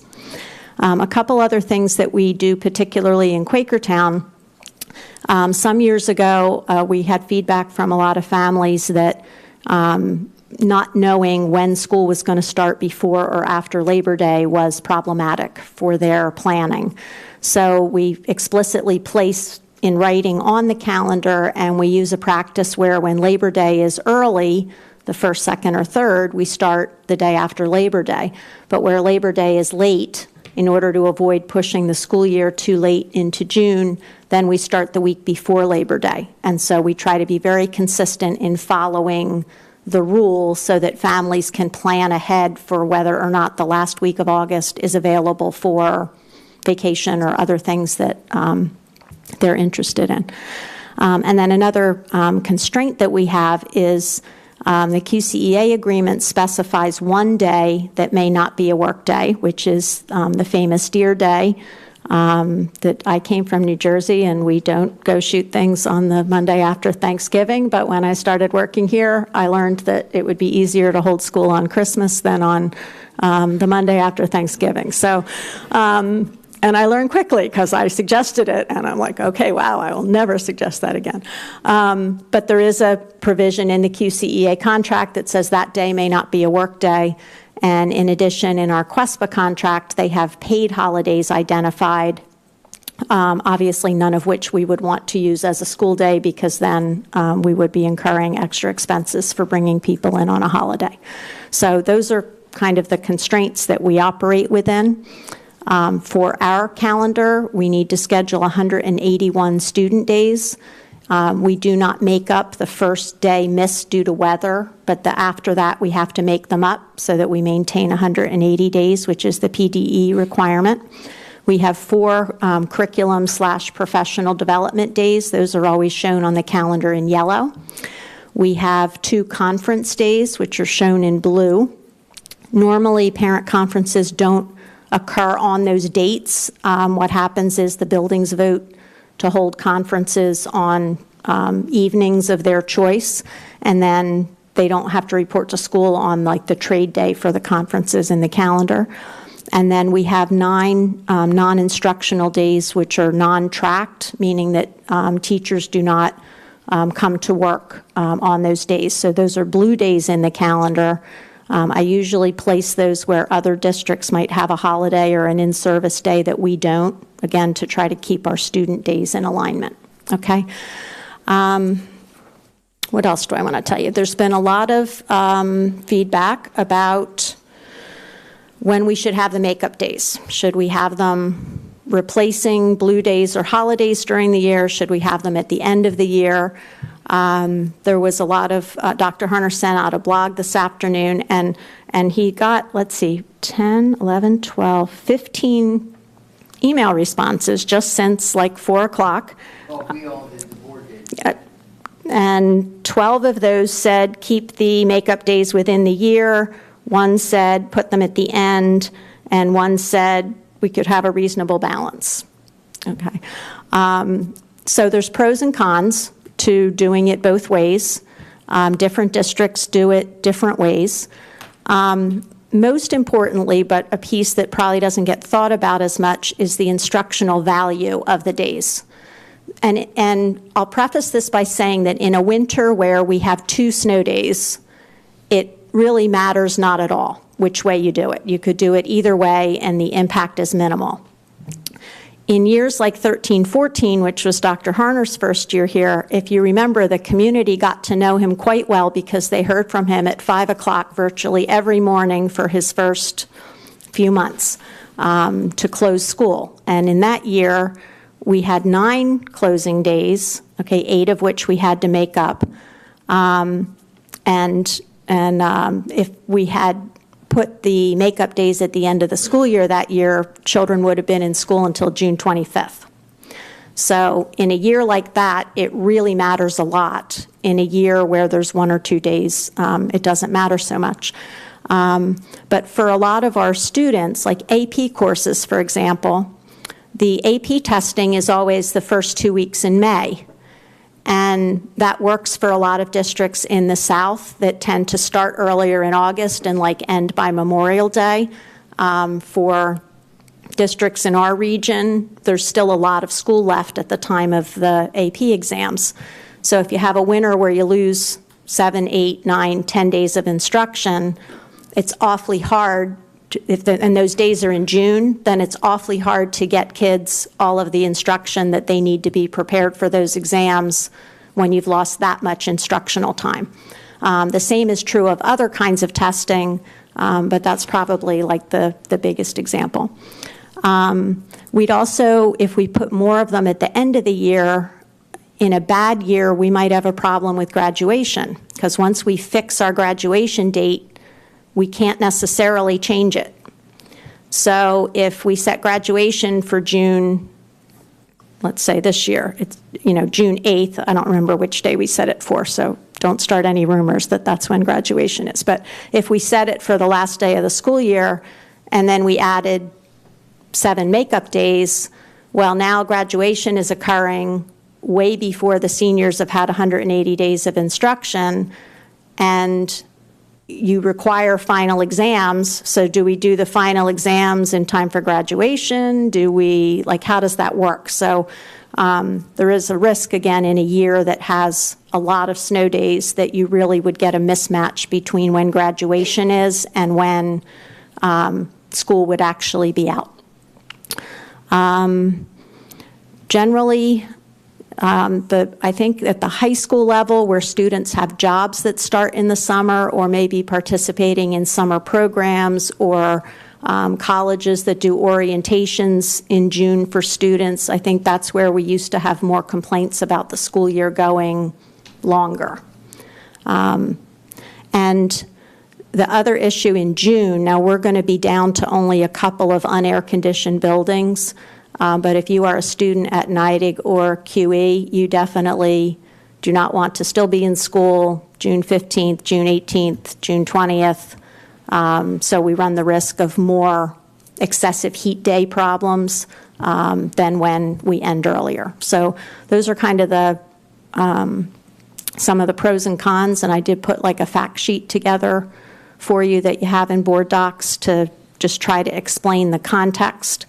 I think no matter how we approach makeup days, the feedback that has been quite clear over the years from all different constituencies, from teachers to community members, is they want consistency and they want to know in advance how to plan their year. So they don't want a surprise that now something is a makeup day that wasn't identified as a possible makeup day. They really want that consistency. So whatever approach you choose to take, the communication and the consistent practice is the piece of feedback that I have most often heard about the calendar. And then I did put the 5-year history in there just for reference. Like this year so far, we've had 2 closings, one of which we have to make up. Last year we had 3, 2 of which we made up. 2 and 1, you can see them there. 14-15 we had 5. And school would have ended on the 18th if we'd used the end of the year. And 13-14 was the banner year, at least in the last 5-year period, where we had 9 closings. And I think everyone's glad that we weren't in school till June 25th. So, okay, so with that as the background, the calendar is shown. You have that as an attachment in board docs. We start after Labor Day.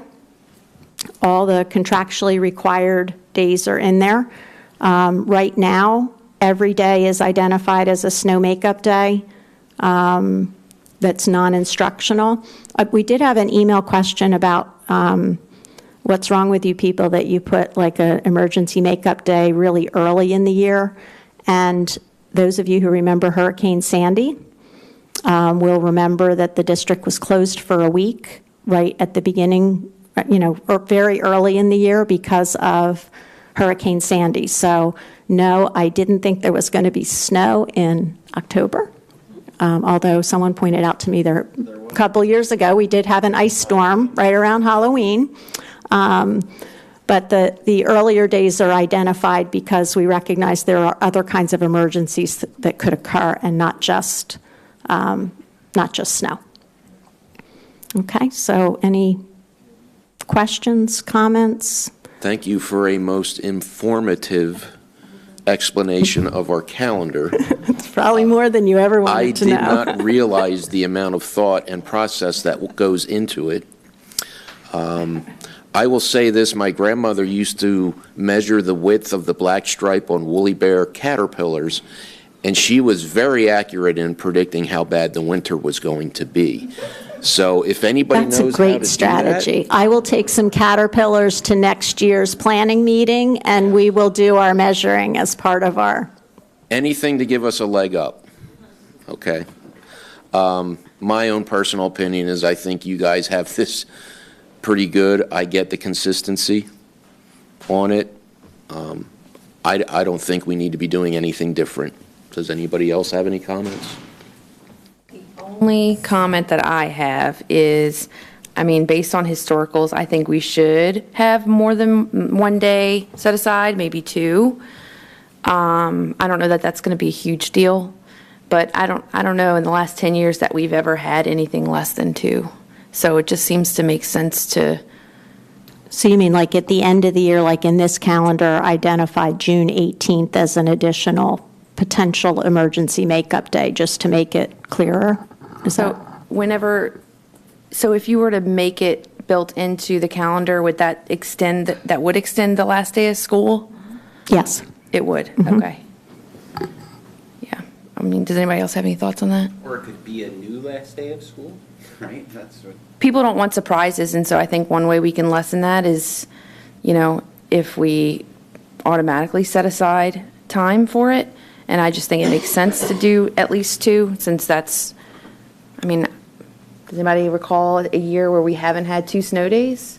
Well, I'm confused. The calendar has a number of days. It's not just 1 or 2. How many days is it? Like 9 blue squares?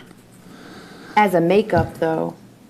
What do you mean as a makeup? These are the snow makeup days. Those blue squares. What I'm saying is not to have to make up.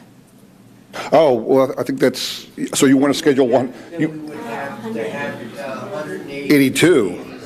in student days versus Okay. 181. So then that would complicate things pretty much. Yes, well, that would Okay, be a contractual thing. okay. Well, then I know. Sorry, I didn't understand. No, that's okay. Yeah, I mean, just from a counterpoint, you explained the worst-case scenarios of the worst snow years, and we're going to take it all out on the end of the year. Doesn't mean you couldn't do a blend. I think the one point that I remember ticking people off was the President's Day weekend, even though I don't know why anybody would ever go skiing on President's Day weekend, I would. But I think that happened, and that caused a little bit of a snowstorm of emails from, we, messed up. No, of course, my family would have just gone regardless, but the point is, I think that was the biggest complaint was you took a real popular vacation chunk, and we said, oh, never mind, we're going to use that as a makeup day. So, which is fine, but maybe it's just we need to be in our newsletter, make sure people really understand what the true calendar is. I don't know. I mean, I'm not hard over one way or the other on this. I can understand both sides. And it sounds like we're constrained even by other school districts, and it gets pretty murky pretty quick. And, okay, we did do our best. That's good enough. But I will say there could have been a hybrid to your, it's not an either or. It didn't have to be all at the end or in the middle. It could have been a few at the end and a few in the midst. Like take the ones out of President's Day weekend and say, you know what, we're going to give your President's Day weekend come, unless it's a Hurricane Sandy and knocks a week off in the early, we reserve the right to change our mind. But you could do something like that.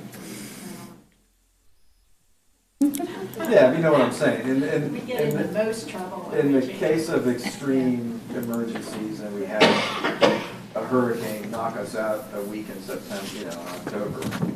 Anyway, I don't think we need to plan for every contingency.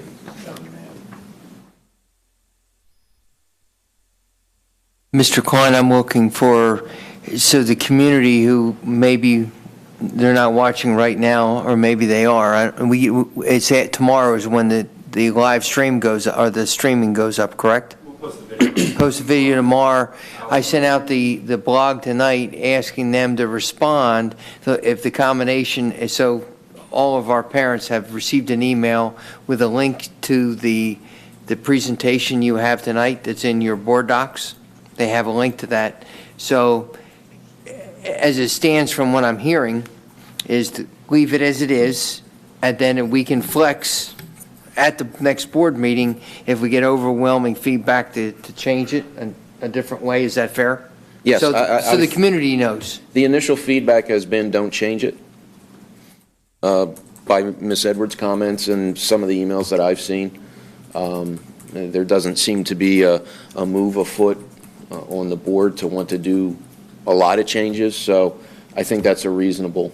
One of the interesting things from the comments, I believe I'm interpreting it this way, is that I said in my blog home to the parents that we would recommend to the board to not use Martin Luther King Day as a snow makeup day, but they're coming back and telling us to use it. Is that how you're reading that? Yes. Yeah.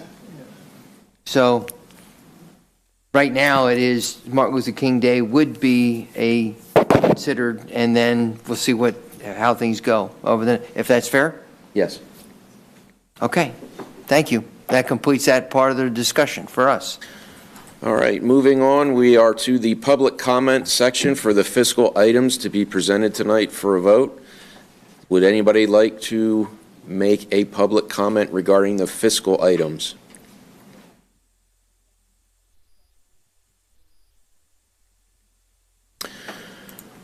Okay.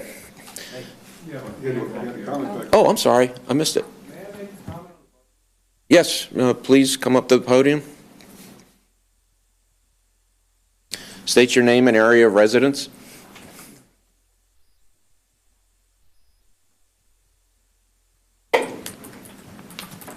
Richard Orloff, Richland Township. The budget tended to present a lot of dire predictions on the spending side, but there is a certainty now that the tax base is expanding. It's not contracting for sure. Richland Marketplace just sold. Richland Township got about $250,000 in real estate transfer fees, and I believe the school district shares in that. So what is the expansion of the tax base? Earned income tax receipts are up. Not a lot, but they're up. So I think that's got to be taken into an account in dealing with the budget and the tax increase that, and not a word was said about that. So that's my comment. Thank you. Would you care to make a comment? As a footnote on our response to that, that wasn't the purpose of the briefing tonight. It was to set the stage for the pressure points and for the new board members of the process. Right. Okay. And that'll be a part of the next. Yeah, we'll be coming through that. Yeah. That first finance meeting, correct? Correct. Yeah. Correct. Okay, moving on to the fiscal consent agenda. The Business Services Department requests approval to advertise an RFP for construction management services for Niding Elementary School. Do I have a motion? So moved. Second. Second. That was Mr. Anderson and Mr. Jackson. Discussion? So, Mr. Harper, is this like what the Turner folks did for us for the high school? That's correct, yes. Were you happy with what the Turner folks did? For the most part, The I high think school? we want to go out and see what other people have to offer, and do another evaluation. It's a smaller project. We just want to see what's out there and make sure we do it. You asked the question, sir, Mayor. Please. Respond. I think we need to have more clout. The way the contract was written for Turner versus what I was hoping to get as a new superintendent coming in to a project that had been approved years before in the first year. Turner didn't have enough authority on site. And then, would that be fair, if I may ask, Mr. Ripper, would that be fair? Yes, we don't want to repeat that mistake again. And Turner operated as a clerk of the works. But Did not give him enough authority or clout, as Dr. Hunter has said, on certain decision-making processes in the way that change orders are made and the way the specs are followed and so forth. So I think it behooves you to get a very good construction management company, full management, and I would recommend that when you interview them, that you get their recommendations from past jobs to see how well they did. In other words, how far the jobs went over budget, how many change orders, change order were, what they totaled to, and so forth. Because that way you can tell and determine how well they managed the job as to whether, the change orders went way over what was estimated or so forth. So, the better job you do on getting a construction manager, you'll get a much better. And we would like to have the person identified no later than March. Working with Mr. Schrader, our architect, that said if we have one identified by March, they'd love to have one yesterday, but we have one identified by March, that's plenty enough time to get that company on board and get to work. Person will act as a general contractor then of sorts, our personal, like foreman of sorts that will run everything for us, like a director? I don't think so. I mean, more like an auditor, somebody who's worked. Mr. Harper, would you like to comment? They oversee all the prime contracts. They're our eyes, they're the people who are checking them in, checking the job on a daily basis, and reporting back to us. Like a project manager.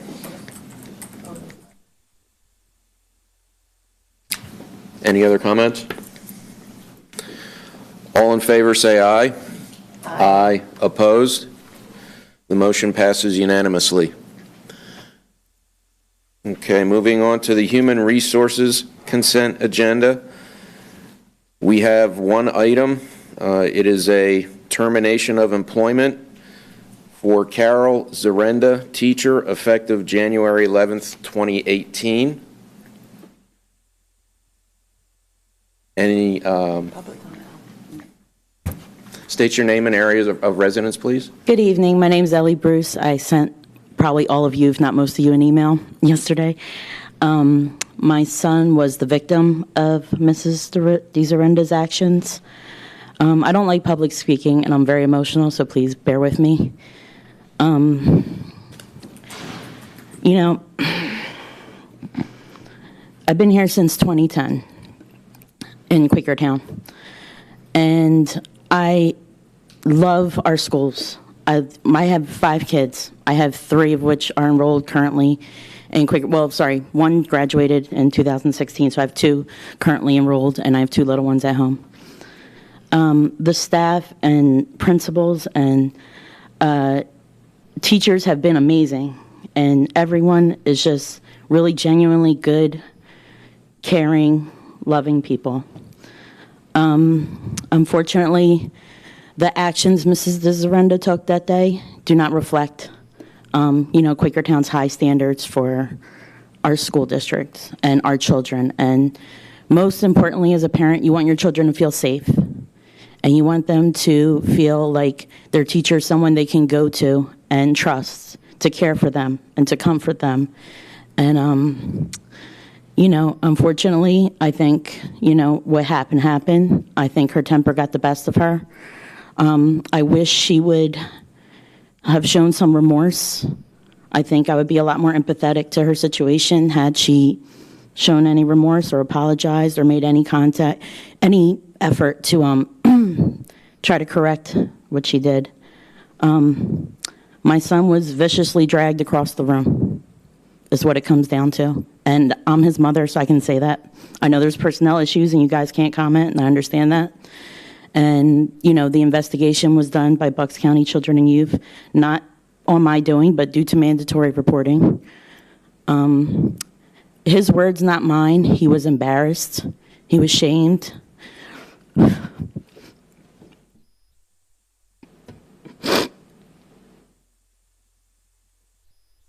That this happened in our schools is really upsetting. Sorry. That this happened in our schools is really upsetting. Had she dragged him to save him from stepping off a curb and getting hit by a bus, I would be here singing her praises. But what happened was he didn't do something in a timely manner to which she wanted him to do. So she forcibly dragged him and sat him down where she wanted him to be. I know you guys have a protocol to follow, and I know there's procedures for incidents like this, and I'm sure you will all make the right decision. But, I know like a lot of your job is, budget and numbers and everything, but I'm here to bring the emotional aspect of what the parents go through. I'm sure a lot of you are parents, as our audience as well. Nobody wants their child to be scared to go to school. Nobody wants to get a phone call while I'm taking care of a newborn and a toddler that the police have to talk to my son and make him relive the incident. And not only that, because she's denying Bucks County and Children Youth's decision, now I have to go to Philadelphia with my son, my 10-year-old son, who's innocent in all this. We're all innocent, but this is the ripple effect. His father has to take a day off of work to watch the smaller children.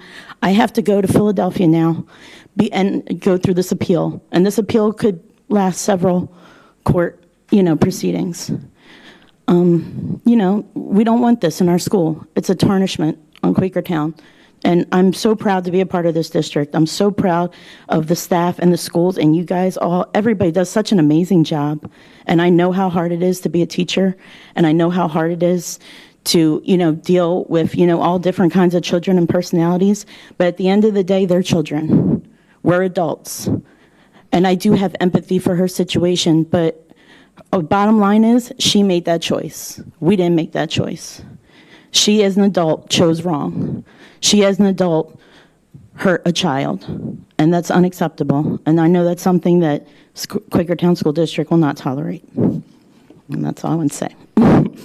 Thank you very much. Thank I you. know that was hard for you to do.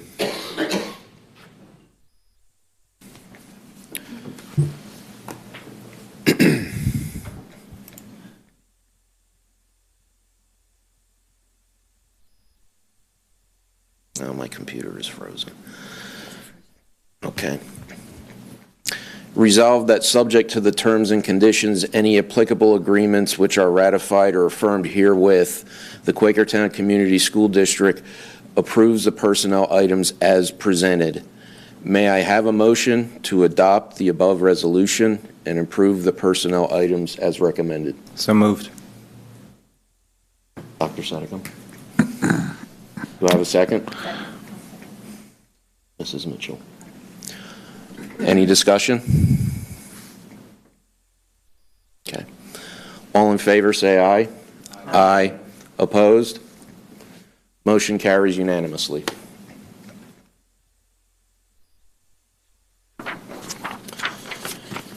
We have some informational items.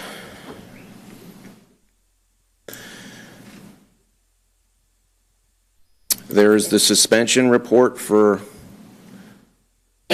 December. We had a total of 12 suspensions, 1 in the 6th grade center, 1 at Strayer, and 10 at the high school. Can I ask a question? Yes, sir. Is there any benefit or value? When I just see static numbers like that, I always want trends, graphs, something that shows is this historically good, bad, indifferent, normal. Is there any way to get something that? Your decision or information. Or it's the engineer in me, not the accountant. Accountants love numbers themselves. I like graphs. Ms. Edwards, would you please explain that more than what? Our data warehouse system, Decision Ed, which I think I've spoken to about before, every month we run a report that has certain key metrics and information about operations in the district, and that is posted in board docs for you. There's instructions on how to view it most easily on a laptop. It has the different infractions that occur, the number, it shows the different types of disciplinary consequences that are provided. It has grade distributions, I know which is a subject near and dear.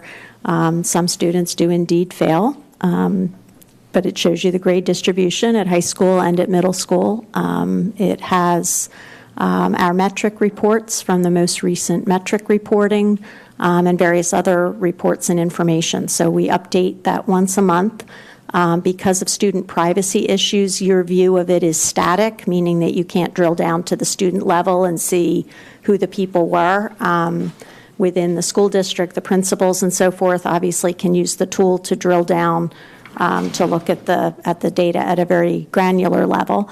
And we are almost finished, right, with incorporating Keystone Information Systems, which is our personnel and financial data, into the data warehouse. So we'll be, over time, adding more tabs that show you some financial statistics and return on investment for different programs and things like that as we continue development of this tool.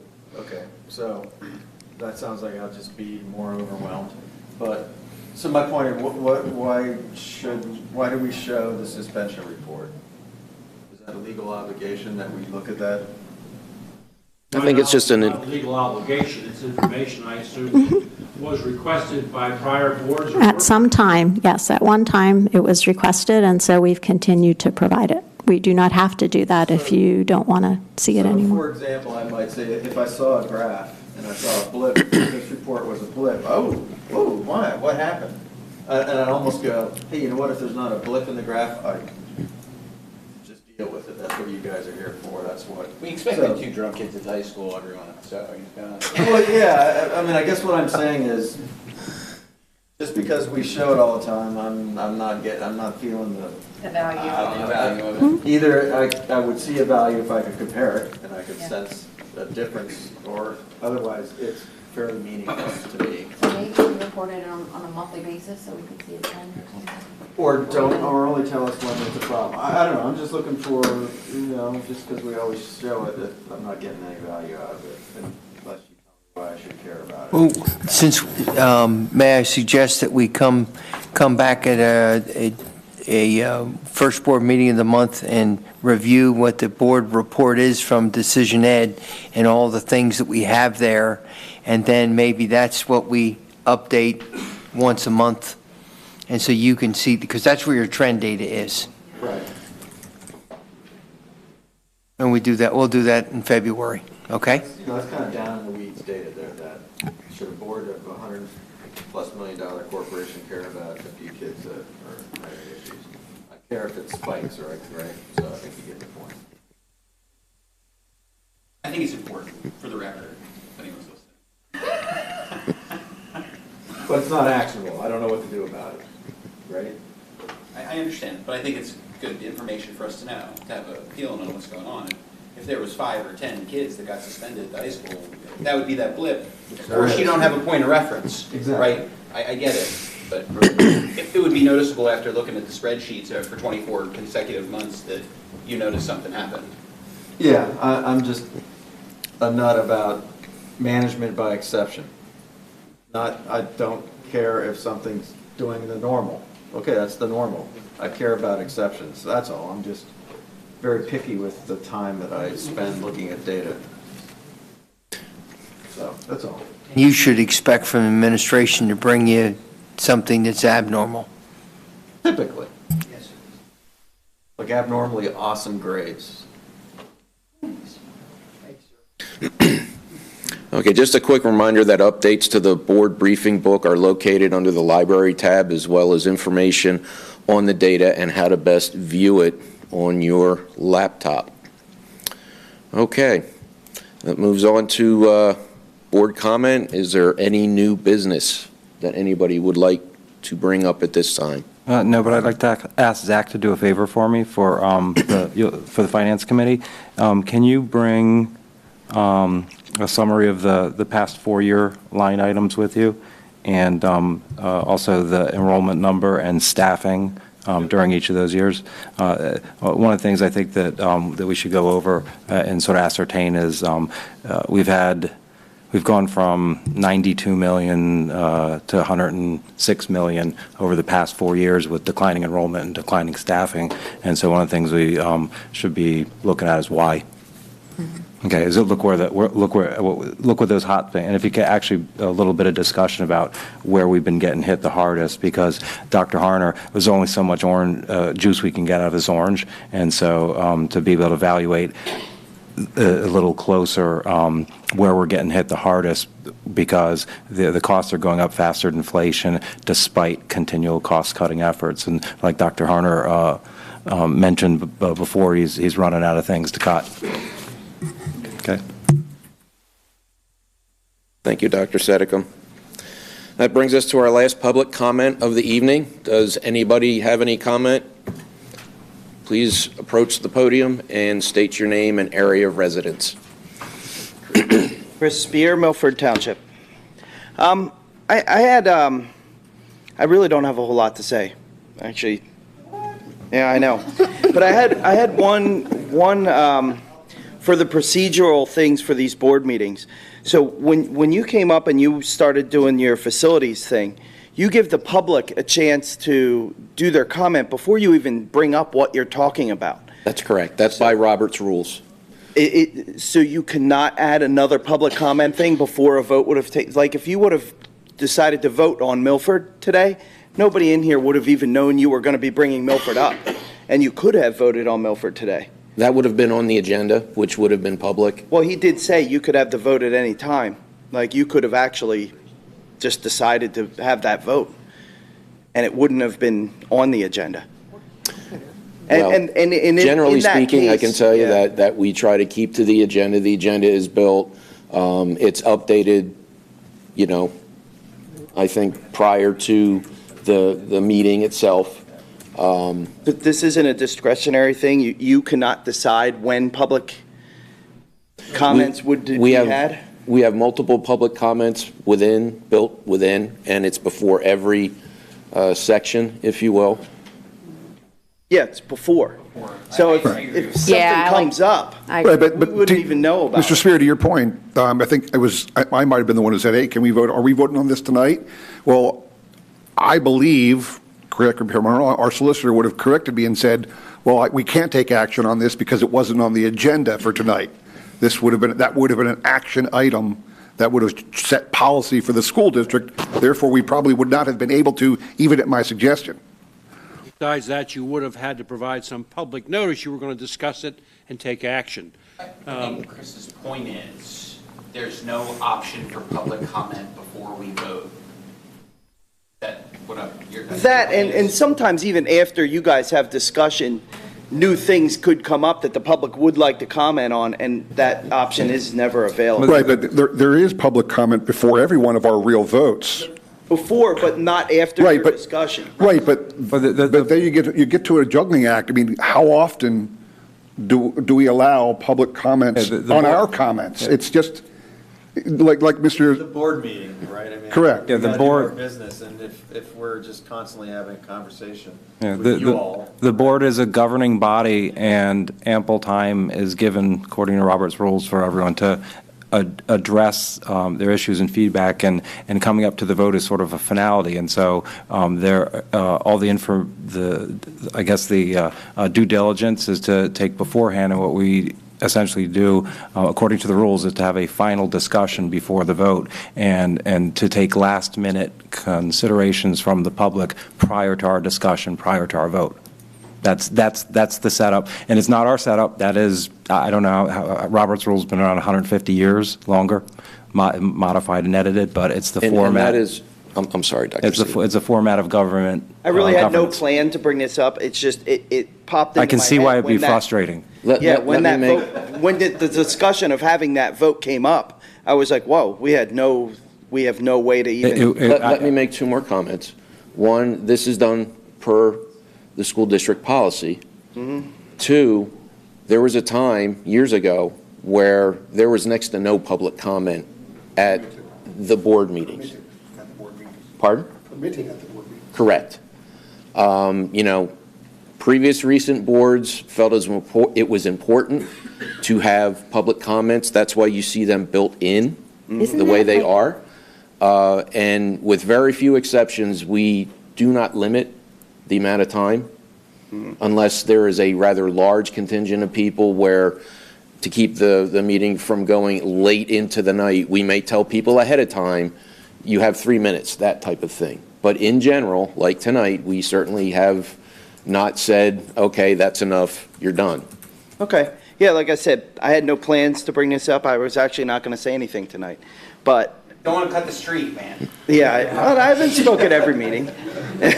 Well, one thing I want to say is I would like the idea, though, of just some flexibility around. There was once before I was elected to the board, where I wanted to make a comment after there was a discussion and it was a new item, so I was told, no, you can't talk about this or whatever. So I just hopefully we'll have some flexibility in that. Barton, what's our? You are always welcome to have flexibility and to adjust based on the circumstances. You're not in a rigid situation. It's meant to be an interactive arrangement with the understanding the board has to make decisions, so it can't be interactive continuously. You can make adjustments. Okay. Good to know. Okay, that's all I had. Thanks. Thank you. All right, Rick, you're closer, Rick. Come on up. Picking up on the solicitor's comments, this is the board's meeting, it's not the public's meeting. State law requires only one session of public comment. This board and then your predecessors were very, very generous. There's about 5 to 10 periods of public comment that you allow for. Second thing, I remember in those meetings when the board would have a 3-minute hourglass, they'd wait till about 11 o'clock at night, and then the public could get up and speak. So this is a huge improvement. I remember when Linda Martin was the board president, and she would come down here standing right next to the person making public comment, trying to intimidate them. So I don't think there's a lot of reason to gripe about the public comment policy such as it is. It's very liberal compared to what it used to be. That's all I have to say. Thank you.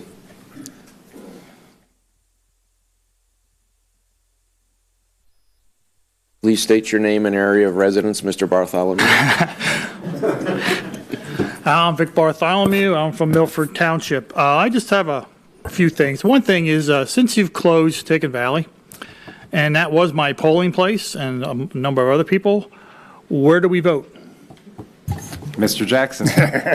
I'm ready for it. Because I was curious. No, Just like to know. we had, just so the public remembers, we have 4 polling places that are in our schools.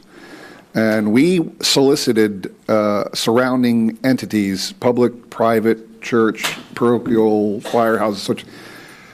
And I had 4 willing alternatives who actually gave us letters of consent that they would be willing to hold the polling places. The county commissioners still said, no, you're going to be our polling places. That's the way we expect it to be. That's my gripe. To Tohocken Valley, East Swamp Church right next door had agreed to do it. Now, that really is contingent upon the Board of Elections. They make the ultimate determination. Okay. It's their call. Okay. We have no say in it at all. I was just curious that maybe you would know. That's why I came up and asked. They do publish a notice, however, when they change the polling place in the newspaper, so. Okay, I'll have to start getting the paper then. Okay, I have one other small comment, and I know you're going to work on, you're going to take bids on Natick Elementary, and I really sincerely hope you really investigate all the people you get bids from, because where I used to work a long time ago, we had an old saying that figures don't lie, but liars do the figuring. So just make sure you really dive into all those figures, because it can always come back to haunt you, and then it comes back to us. So Just that's like all I the have to roof, say. right? The 10-year roof that needs to be repaired. Well, that's very true. replaced. Liars, figures. Yeah, I know. That's it. Thank you. Any other comment? Okay, we have some calendar items. Thursday, January 25th, we have the Finance Committee meeting in Community Room A here at 6 p.m. At 7 p.m. is the regular voting meeting. Saturday, January 27th is the board retreat, which is held in Community Room A. Hope to see you all there. Well, just the board, not you all. Well, I was looking at you guys when I said that. Because it's a retreat, like Mar-a-Lago or someplace with it. But no, it's right over there. Doctor, in case the first treat wasn't good enough. Oh, yeah. Thursday, February 1, we have a Facilities Committee meeting at 6 p.m., here at the DSC, followed by, in parallel with a Education Curriculum meeting, which is then followed by the work session meeting. And then Thursday, February 27th at 5:45, there's the Policy Committee meeting in Caucus Conference Room number 3 at 5:45. At 6 p.m., there's the Finance Committee meeting, Community Room A. And at 7 is the regular voting meeting, which is right here at the DSC. Next on the agenda is adjournment. I motion to adjourn. Do I have a second? Second. All in favor, say aye. Aye. The meeting is adjourned.